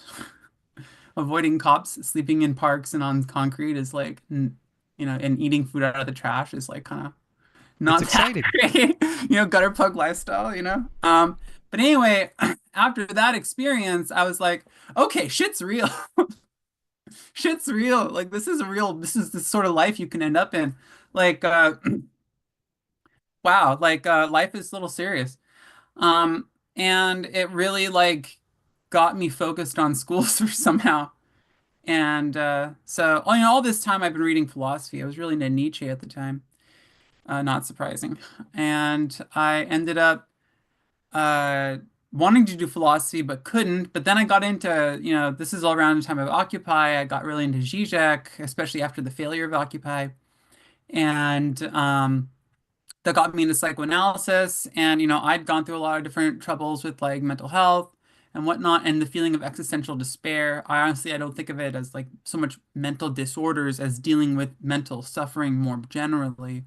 Um, and so my interest in psychoanalysis led me to be like, well, okay, I care about people. I care about people's minds. I care about the health of the mental soul or whatnot, if that makes any sense. And so I decided to do a master's in psychology because that's what my city college offered. And I went in being like, okay, cognitive behavioral therapy, it's fucking stupid. Psychoanalysis is, if not the right direction, is the critique needed in order to make sense of where to take mental health practices. So I went in with that mindset and was like run up against the brick wall of like psychoanalysis is outdated and like misogynistic and like, bad. So, like you have nothing to say here and we won't take you seriously. Mm. And by the time I got into university, oh, by the way, like, dude, I was getting straight A's after coming back from being homeless. Yeah. Which was It's amazing. like I'm here like, for real. I take it Yeah. seriously. I'm Yeah. not here to play. Yeah. Which is great because like I was like great for my self-esteem because I spent most of my childhood just getting D's and C's and F's. So anyway, when I got into university, I was able to pursue a double major in psychology philosophy. And that's when I was like, okay, Like, I know I was all about this psychology stuff, but literally these classes are stupid. People don't read the books. The content of the course is really lame. Like, I barely have to try and I am getting an A. Like, I'm not reading the books. I'm like putting in all like as much critical thinking as feels necessary just to complete the assignment, and I'm doing better than most of the students. I'm doing like the grade-wise the same as a lot of the students in the class, but content-wise, like everyone around me seems to just like have the most milquetoast response to like what's going on in this class. And I was like, this is just absurd. These people are not being trained to become psychologists, to become scientists, to become like mental health professionals. They look like they're just being trained to have the language to get an HR job or something, you know? So I was kind of like upset with that and really annoyed. So I thought, well, I actually love philosophy anyway, so let's do that. And I excelled. I did really well. I actually I graduated with honors. I had a lot of professors who like loved me. And I also got my paper, my senior thesis got what's it called? Almost got like the senior thesis of the year or whatever. So like that was super cool. That one was the discursivity of gender and the real of sex, the discursivity of gender. Very like psychoanalysis versus gender theory type stuff. Or I tried to be. I consider the paper a failure, but like I did really well regardless. Anyway, so all that's to say, and I wanted to be a professor after that. I wanted to be a philosophy professor after that. But I did not pursue grad school. That was 2 years ago is when I graduated. I did not pursue grad school because I realized what it actually meant to get involved in the academic world at an institutional level. I realized the what it demands of you, and I wasn't sure I was willing to make those sacrifices. You know, like I heard professors who said that they had to like after going through all the work of getting doctorates, they had to deal with being a what's it called, an adjunct professor. And I knew one professor who had to like literally fly on a plane every week just to get between two classes so that he could make some money, you know? Yeah. So like, and people having to like every semester having to travel to a different place or whatnot. And even just like getting into the doctoral program, like having to just go where I'm accepted and have to pick up and leave and wherever I end up having to go. Like I have a fiance and her family and my friends and all these people I care about and who care about me. And basically I have to just say, well, I guess that stuff's not as important, you know? And I could not do that. Like I know where I'm at with these people, and if I was to make that kind of separation, it would damage my relationships. I don't have the attention. I have attention issues, you know? Like I can't give people from a distance the kind of attention they need. I hate writing to people. I hate messaging. I absolutely I do not like texting. I don't like sending private messages. It's really annoying. I don't even really like participating in forums very much unless I'm really like driven to respond to something. So like the connection between me and everyone I love would have just been completely flattened, and I don't know how many relationships would have just dissolved from that like thing. I think and it's inhuman to ask that of people, and it very much is a feature of, I don't know, the PMC job horizon. I don't know, like the fungibility, the functionalism, the fact that people aren't seen as robust humans; they're seen as like the function that they do. Oh, well, you're a professor, so you have to do this, you have to do that. Like we are objectifying ourselves in ways to do this very functionalistic, very instrumental, just performance of job. And there's like no more room for the humans, because I think, yeah, you could sit here and hystericize and say some people are more successful at that style of communication than others. I myself am also, it's difficult. Communication takes a lot of energy, and I prefer to do that when it's more reciprocal. So that, yeah, the writing in a forum, writing in an email, writing in a text message, It's not reciprocal. It feels vampiric. So I struggle to communicate with people, but there are people who are great at it. But like, we shouldn't ask that of people just so they can work, just so they can fulfill the function of job. Yeah, to That's reduce all of my friendships and relationships to like having to do that to stay in contact with them. Yeah. It's like kind of shit. It's inhuman. Yeah. It totally erases the human and replaces the human with the function, with the role, with the token of you are professor, or you are adjunct, or you are traveling salesman, or like whatever. It entirely excises the human from the equation. Yeah, I really need for me personally too, just to really even engage, to be motivated. It's hard to do that when I don't have the presence of an other. Like the presence, not the idea of an other. The idea of an other is a vague and nebulous thing that does not easily motivate me. It's the actual presence of an other that brings me into the moment. Like, I need that. Yeah. So all that is interesting, because engaging in Theory Underground similarly takes a lot of energy and a lot of commitment, but it's not like you're unwilling to expend effort. You're here at Theory Underground. You're engaging. You've been engaging for I think probably over a year now at this point. No. Well, I guess maybe almost a year, but at a very low energy investment up until like that has ramped slowly up as I've gotten more and more as I've inundated myself with more of the live streams and the podcasts, and also like actually starting courses. That has been a progressive investment of energy that has built up over time, as well as a reciprocal amount of like feedback and input back from you guys that has sort of created a feedback loop that has gained more energy as time has gone on.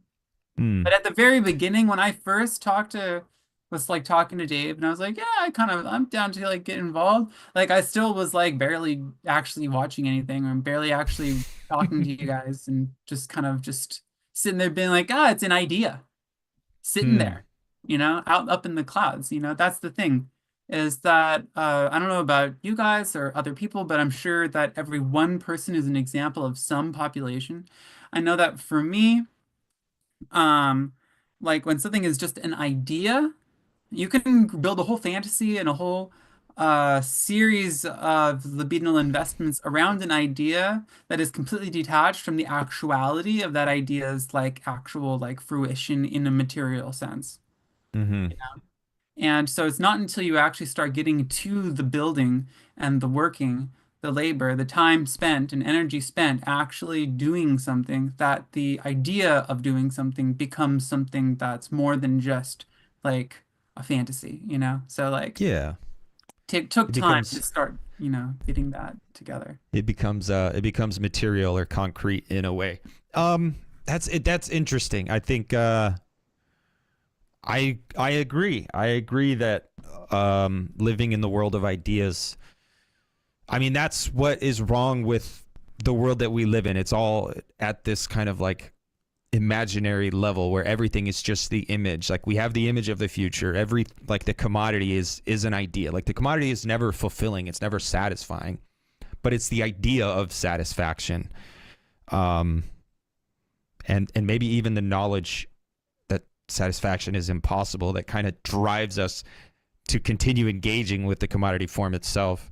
And so, yeah, Theory Underground kind of is deliberately doing the opposite of that. But at the same time, it also rests on the ideas of certain people who are involved with it. So I don't know. And I think that's getting maybe too far into the libidinal economy of the individuals involved. Because I think I also like to think that Theory Underground is real, and it's already a real that's structure that exists out in the world. That's how I have been interacting with it. You know? Yeah. However that actually looks on your end, that's how I've Yeah. been interacting with it. Yeah. It's interesting. Ideas. I went to college 3 times, but I never finished more than a semester at a time, and I couldn't finish. But the idea of the university was very real for me back then, and that's why I went in the first place. I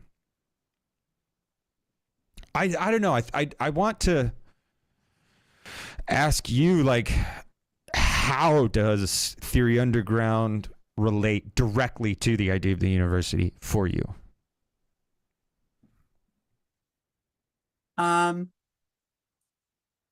Well, I see. Well, first of all, I've not fully read the idea of the university. I feel like I get it. I'm on the wavelength because it's related to a lot of core values I had about the life of the mind from like going back to childhood in its more rudimentary form. Like I believe, like I was like, I wanted to be a scientist as a kid, you know, Yep. because I thought that meant something. Yep. More than just like, I don't know, working for some company or whatever. Like I thought pursuit of truth, the unabashed, like unafraid pursuit of truth for its own sake, right? Willing to self-critical, you know, all of that kind of attitude. I feel like that relates to, or that idea that I had as a kid and as a young adult and still now relates to this idea of the university, right? Although at a bigger level, right? The idea of the university is an institutional ideal, right? Yeah. Yeah, and it's either something that is the modus operandi or guiding principle of the university, or it is a legitimation narrative for the university to do something else. And so, you know, we're not all like, oh yeah, the university used to be really good, and then neoliberalism. It's much deeper than that, because we keep that critical wiggle room there, because the idea of the university, it's like the idea of the left or the idea of the church and Christianity. It's like this thing that institutions can try to approximate, but also they can be serving a fucked up function while rationalizing their existence and their stupid games by some vague reference to that ideal that then gets co-opted, perverted. So there's all kinds of things going on there. But I love this, and this is really good. And I was going to tell you guys, like, my students are going to watch this. And so, you know, because I've been telling them I had this conversation with Anne yesterday. I was like, I don't want you to go be an intern at my parents' farm in the spring if that means you're not able to keep up with Soch 101 and Soch 122 here in the next couple months. And if you're not able to go on tour with us. And it's like, because I feel like all these people who want to be on the wavelength aren't keeping up with the new podcast that I'm doing for my students, but I'm not doing it for my students. I'm doing it for my students and you guys. And last semester, like, Ian was like one of the only people who watched any of the Soch 101 lectures that I was doing. And so I'm like, okay, people think that because I'm doing it for college students that I'm not doing it for you guys. And the whole point of like doing socioanalysis on ourselves and combating the social engineering and this psychological, ideological, and Befindlichkeit gerrymandering that's going on. No, we actually have to, like, there's threads. There's multiple threads. They're not finished yet. They're in process. It's dialectical. We're in motion, and we're all like braiding these threads together. And we're lying to ourselves and each other if we're not all like actively on a week-to-week basis going over the threads and talking about them. And so that's what this discussion was going to be. It was going to be private. But we went on stream because we were cyber attacked and flooded by haters. And so, yeah, some people think that that's not a good idea. I've had people messaging me saying that we shouldn't have done this.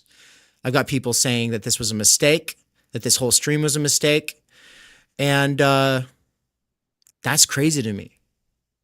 Like the fact that people think they know when I should or shouldn't go on stream to deal with things. Like they think they know the medium better than I do. They think they know how to engage with comment sections better than I do. They think they know how to run a business better than I do. They think they know how to build something from the ground up better than I do. It's so annoying. And so anyway, we're here. This is what it is. I'm 37 years old, even though I look like I'm 12. And I'm teaching 2 courses and my students are fucking excited. And just to say something about how excited my students are, a lot of people teach at universities. Now, of course, not the majority of people, but a lot of people in the world, if you counted up all the professors, a lot of them teach. And a lot of them might have questions about my approach and how I do it. But the proof is in the pudding, guys. I have recordings of 2 students coming up to me after class in the last 2 days. One is a football player coming up and saying that he bullshitted the week 1 quiz and saying he's going to take the next one seriously. He's a football player who bullshitted his way through. Because he listened to the lectures that I did, he wanted to come up and let me know he was bullshitting and that he's going to take it seriously now. That's amazing. A lot of people have a hard time in an academic environment that has no standards, where 80% of the students think 80% of the students aren't taking it seriously. I've pulled both classes. They both think that. And so, in that kind of environment, if you teach in that kind of environment and you've had a football player at your university football team walk up and admit that he was bullshitting you, then we're equals in the classroom. But until you've had that happen, I do not have an equal in the classroom at a state university, as far as I'm concerned. The next day, the person who walked up to me was the person whose paper I shared. Now, I didn't share his name. I kept it all anonymous, but his response to the week 1 challenge, because he skipped class for the first week. He didn't come to either session. He skipped. No, actually, sorry. That's the weekly one. So it's not 2 sessions. He skipped 1 session, gave no excuse. I emailed him and said, hey, I'm going to drop you if you don't make up by the end of the week, because this is the first week and I don't want to have a bunch of dead weight here in this class. I want to have people who are serious. I don't want to have to deal with people who aren't taking it seriously. No harm, no foul. I don't care, but there's lots of other professors who they'll be fine with you skipping. I'm not. And so I said, the way to make up for it is watch Soc 101 and Soc 122 first lectures, the first lecture I did for each of them, compare and contrast them both.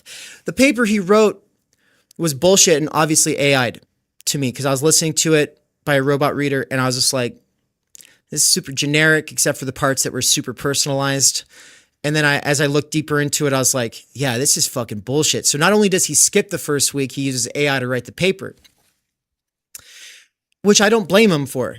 I spent one out of 8 semesters that I was a discussion leader.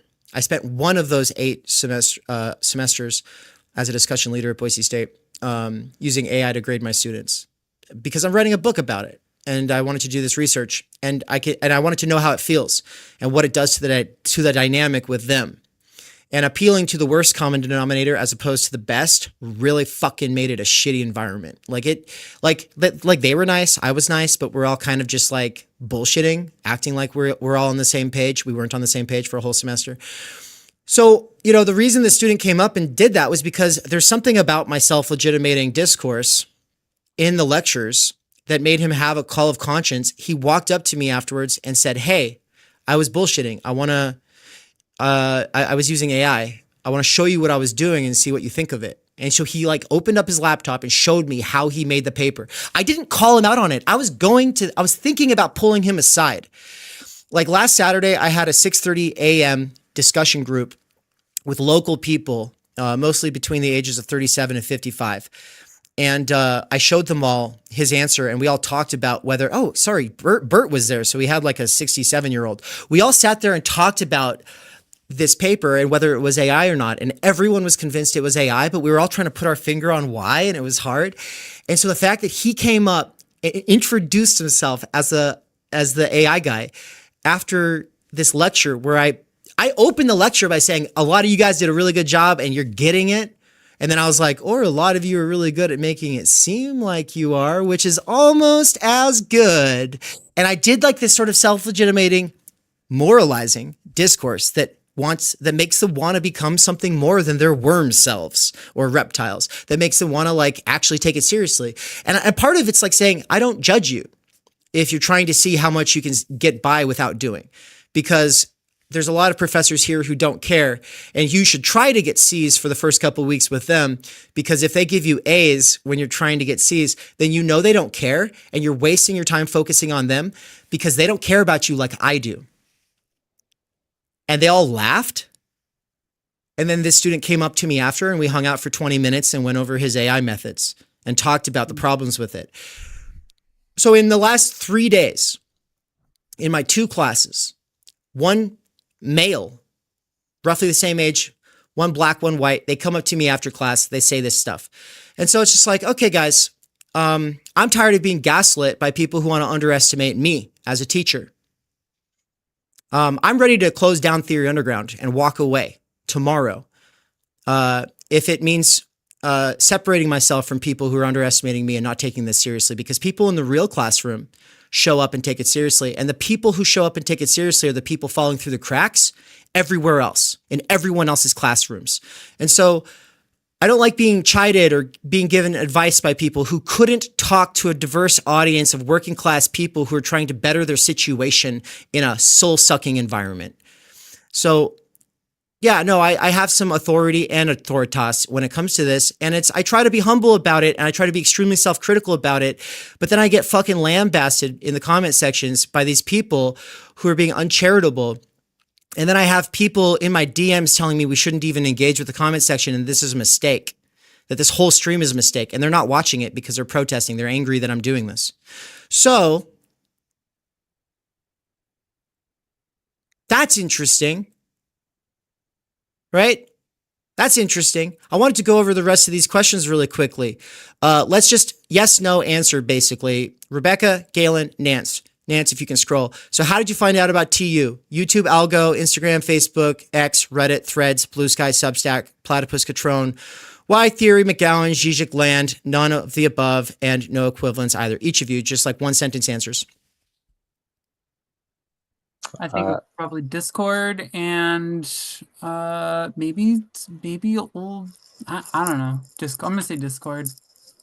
How did you find out on Discord? Well, because I was in the I had friends on Discord that were into like theory stuff. Oh, that's dope. So like, yeah, like I had a whole reading group for Zizek I was part of on that kind of bloomed out like. That separated itself from the Zero Books Discord. So all right, I'll add Discord. Oh, but if you just said Zero Books Discord, doesn't that kind of count as sublation? Is sublation on here? Yeah, well, it wasn't sublation at the time, but yeah. I'll say sublation. Yeah, sublation's not even or zero. I added or that diet as a soap. Well, no, it wasn't diet soap back then, was it? It was zero squared or whatever. Zero squared. Yeah. Yeah. Now that's I found out about it through Theory Plebe on YouTube. OG in the house. I think I found out about it through the YouTube algo, but I don't think I actually checked it out until I found out about it through McGowan. Tight. Nice. Yeah. I hope you guys will actually take the time to fill this out later, because you know what I mean. Actually, here, let me show you the links. Well, actually, the link is already in the chat. So Rebecca, Galen, you can go ahead and actually start answering the ones that we've covered, but you know, obviously not the paragraph ones while we're focusing. But for these multiple choice ones, you can just do them as we go, and then you can fill out the rest later. How many hours have you spent listening to or watching TU content? Less than 5, between 5 and 20, 40 to 60, hundreds. Nance, is that 100? It's hundreds, right? Hundreds. All right. I'd say 40 to 60 so far. Yeah, I would also say 40 to 60, but you know, not maybe 10 of deep engagement. So Just wanted to kind of clarify, like I saw at least way back, I saw like at least one Theory Plebe video or something, but I never followed up. Like, I think the book before, like Waypoint, I think I learned about Waypoint a little bit, but like I never stayed up with it. It wasn't until way later that when your Time Energy book came out, that I started being like, oh, interesting stuff. Cool. We know your names. So, which you spend more time beating yourself up for not doing? Quickly. Communicating with loved ones. But Nance, do you spend the... Okay, I guess I'm curious, and I don't know how to make the questionnaire actually reflect this nuance. Are you saying that because I put the question there? Or I don't spend if somebody much time beating myself up. Yeah, if somebody walked up to you on the street and said, "What do you beat yourself up for not doing the most?" It probably wouldn't be. But it would be? Okay. Yeah, it would be community. But I don't spend much time beating myself up. So, like, that's when I do. I don't always drink beer, but when I do, it's not Dos Equis. It's the fact that I don't spend enough time. How about you, Rebecca? Honestly, studying. There's several of these that I beat myself up over, but studying is a big one, and I feel like shit about it all the time. Yeah. Even though I'm not in school. Galen? Yeah, I would say studying. I mean, I would like to study more, and I don't beat myself up a lot about that, but I definitely would do that a little, sure. Nance, you got to read because I'm eating and it's disgusting if I talk. So you spend a lot of time wishing you were doing X from above, but instead you do Y. And what is that? What is it you cannot seem to stop doing that gets in the way of your goals? My answer to that would be deconstructing the entire universe. I don't even know. It's study, theory, writing, this. It would be Theory Underground. Yeah. It's really embarrassing for me, but honestly, it's shorts. It's like Reels. YouTube. And YouTube Shorts, Instagram. It's fucking That's stupid ass fish videos. Dude, that's a compelling medium. It is very compelling. Like, it's just it keeps coming, and it's novelty, and it's always there, and it's always engaging. It's bing, bing, bing, bing, bing. And if I'm feeling like shitty and unmotivated and low energy, like I could just completely zone out on that. Like it's and then I feel shittier, of course, after. Yeah. I tell my students,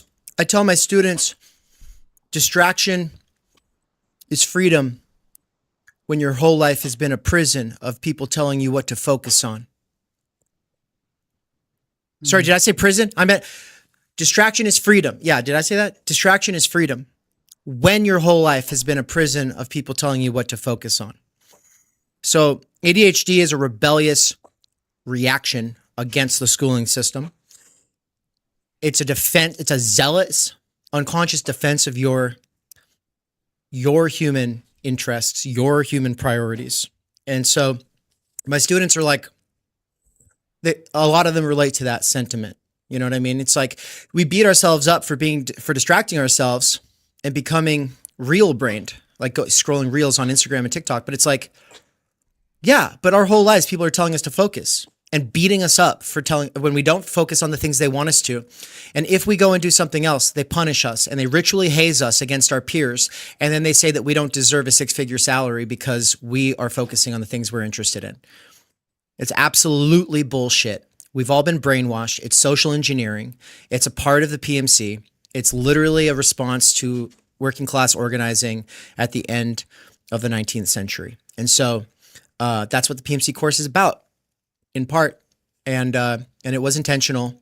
The first progressive president was explicit when he said that the new public education system would not cultivate more scientists, philosophers, or poets or artists. He doesn't care. Woodrow Wilson, as the president of Harvard, said the goal is to keep most working people docile and focused on the tasks that we assign them. So we wouldn't have public education without Woodrow Wilson. He was explicit about that when he was at Harvard. And there was a time back in the day when these old legacy institutions had a lot of power, a lot more than they do today. They had legitimacy on their side. And the PMC was self-conscious and aware for a while before their norms got enshrined, institutionalized, internalized into the fields. Yeah. I mean, I'm not saying anyone is self-consciously trying to do that today, but it's been institutionalized at this point. Sorry, Galen, what were you going to say? Oh no, I just have a little anecdote just to demonstrate my own brainwashing in that.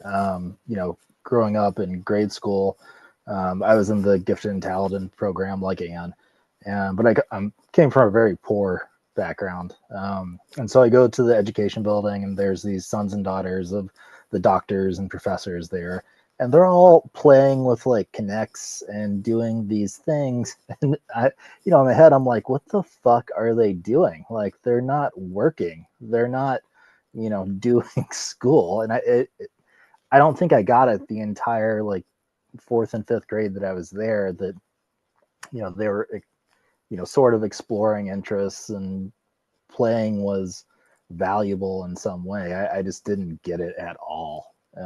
Yeah. That's fascinating. When I just want to say, when I was younger, like I said, I failed through grade school. And I always was like, man, if only I could get if only I was like picked up as gifted. I was never picked out as gifted. So yeah, I always thought it would be cool. And then later I discovered that it's maybe not so cool sometimes. Right. Yeah. All right. Are you a productive procrastinator?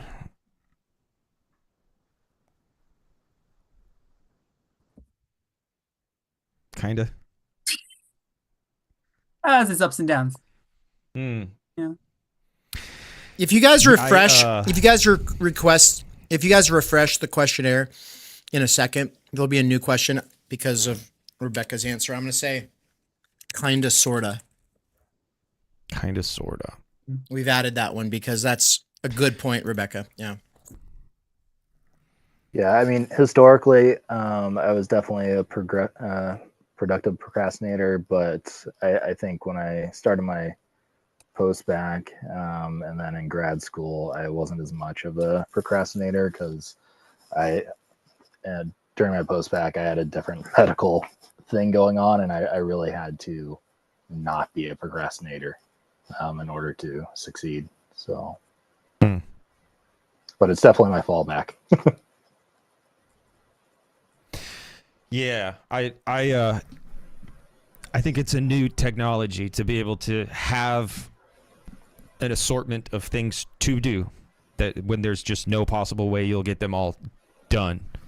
And that's the only reason I get anything done, is because I do have too many things to do. And I do think it's a new technology. It's a new approach to getting things done, to achievement, to edification, actualization, all this stuff. The world we live in only works when you can do the hyper specialist thing. So like resisting that and saying, no, God damn it, I will be a Renaissance man. I will be an expert generalist. I think that's the only way to get where we want to get in the world that we live in today. Where do the people see you in 10 years? Where do the people in your life see you in 10 years?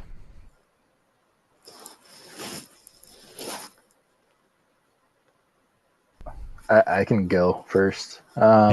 So I have one friend that, he thinks that I'll do something cool in the next 10 years, contribute in some really good way. Because of my disability, the outlook for getting better is not great. So I don't know that people really see my next 10 years as going that well. Yeah.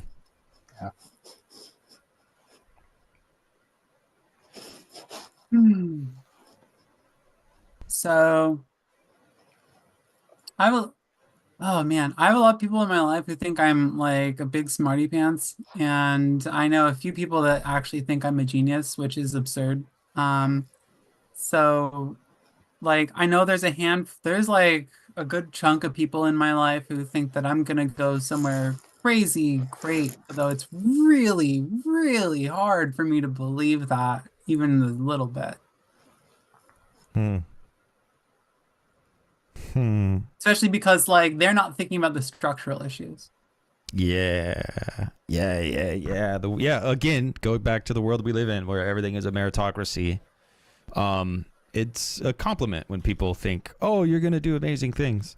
But it kind of sucks because it's like, well, you don't have this kind of structural analysis of the world and you don't understand that we might have a great interpersonal relationship and I might even be a great person.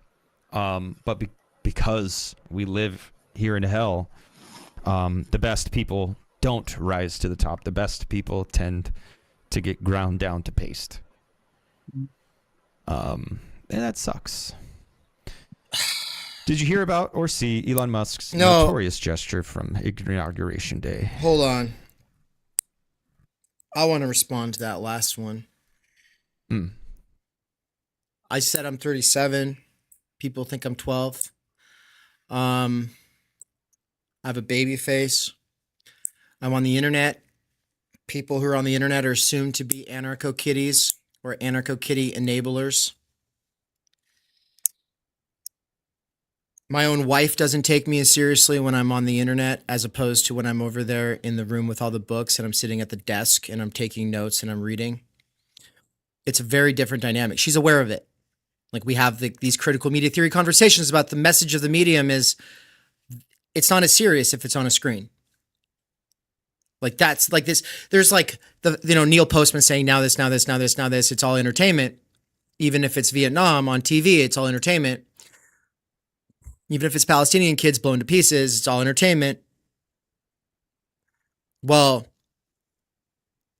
we're social creatures though. It doesn't matter about your individual opinion of what's going on the medium. What is its effect on everyone else around you and how do they treat you when you spend a lot of time online? Because my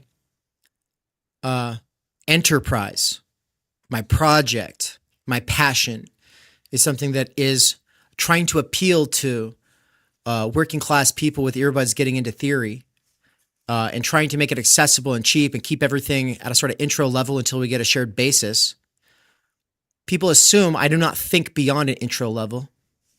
People assume I am not worth more than a $30 subscription. People assume a lot, but they wouldn't say that because consciously they might think I'm fucking awesome. But the message of the medium is that it's not serious, which is why I want to quit the internet.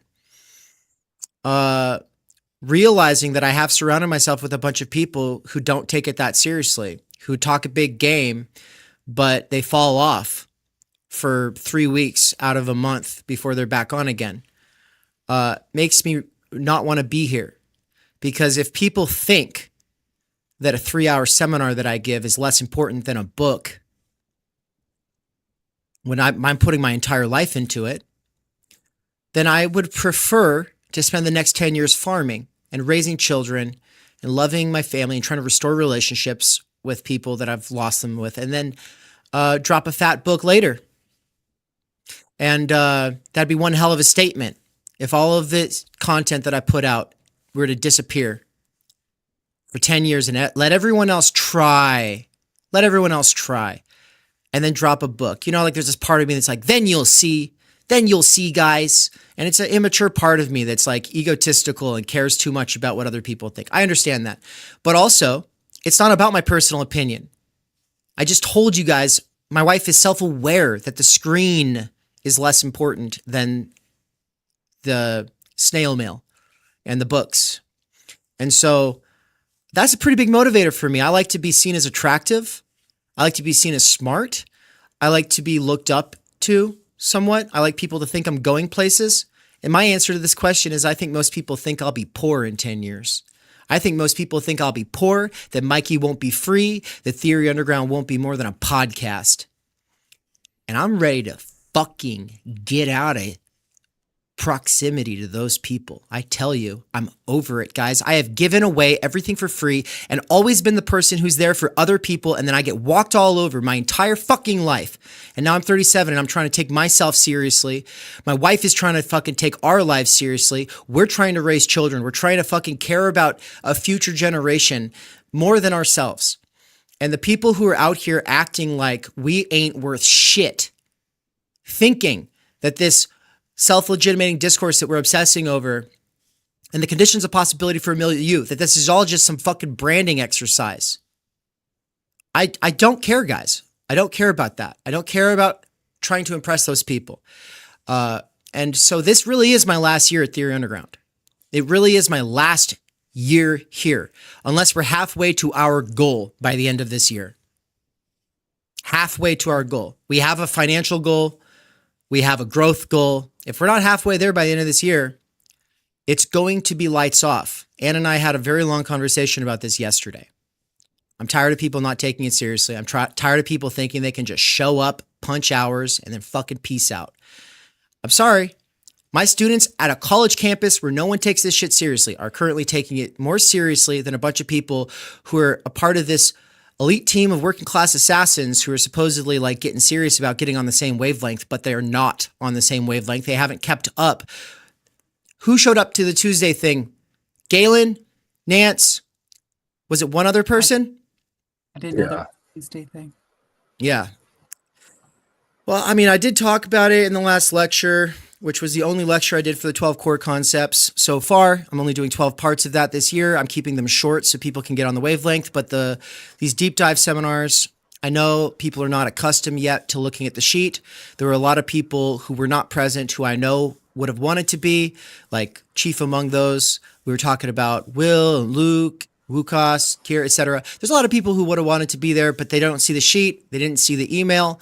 They didn't attend my 12 core concepts lecture, or they didn't listen at the end of it. It was only 2 hours long, but it's amazing how people who are supposedly so busy but want to do this can't keep up with a 2-hour thing, much less a 3-hour thing, when they're all multitaskers online anyway.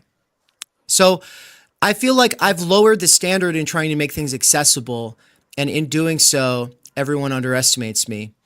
And there's this elitist part of me that's a reaction to this pseudo-populism. The pseudo-populism of low expectations. And so I don't care about the rest of these questions. I want to hear what you guys have to say when you actually fill out the questionnaire. We'll drop that in the comment section. I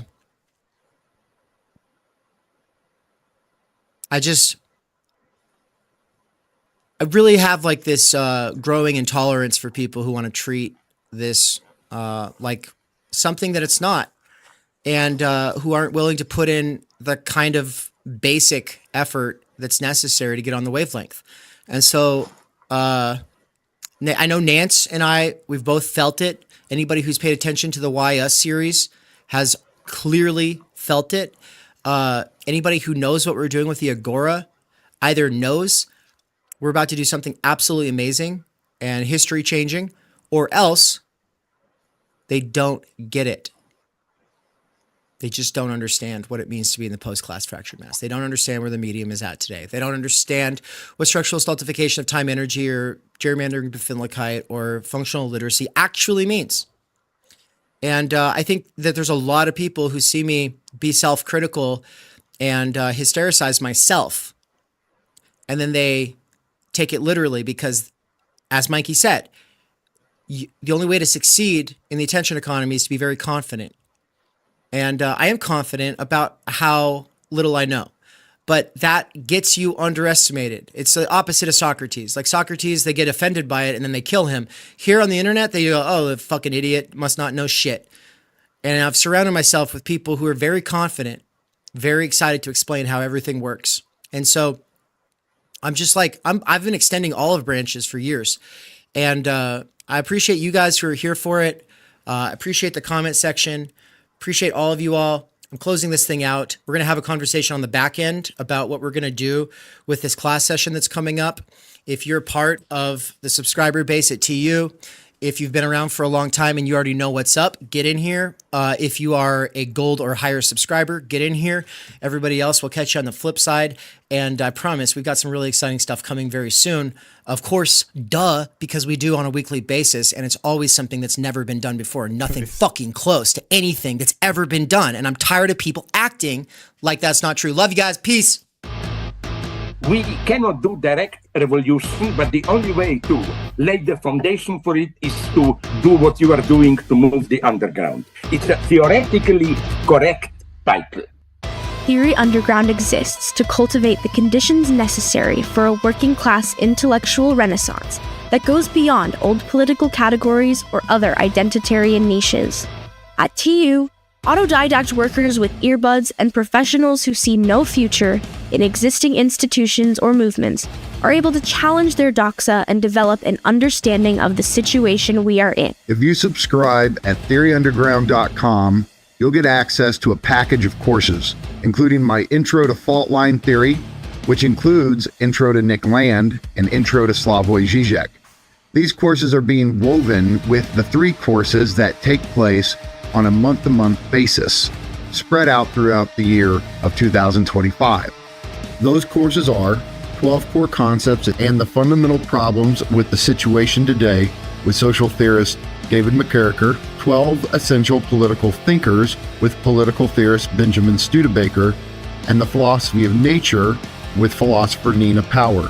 The way these all get woven together at a deeper and more meta level is through the ongoing research seminars led by David McKerracher, Benjamin Studebaker, and Michael Downs, where they engage with one another's work by sharing developments from their own perspectives, theory, and research. If you subscribe at higher levels and support our work, we'll support your development with bespoke teaching. Alone and unaided, we struggle to grasp our situation in its fullness and formulate a meaningful response.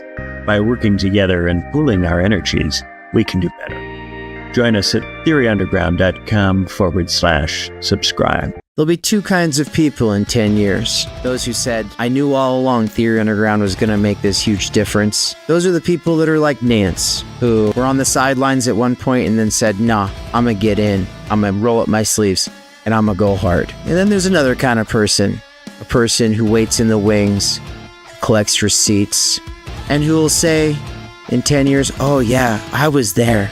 I saw that happen. And then they'll gossip monger. Listen, if you want to get involved, get involved. But if you're going to sit there in the bleachers, well, here's some popcorn. I hope you have fun.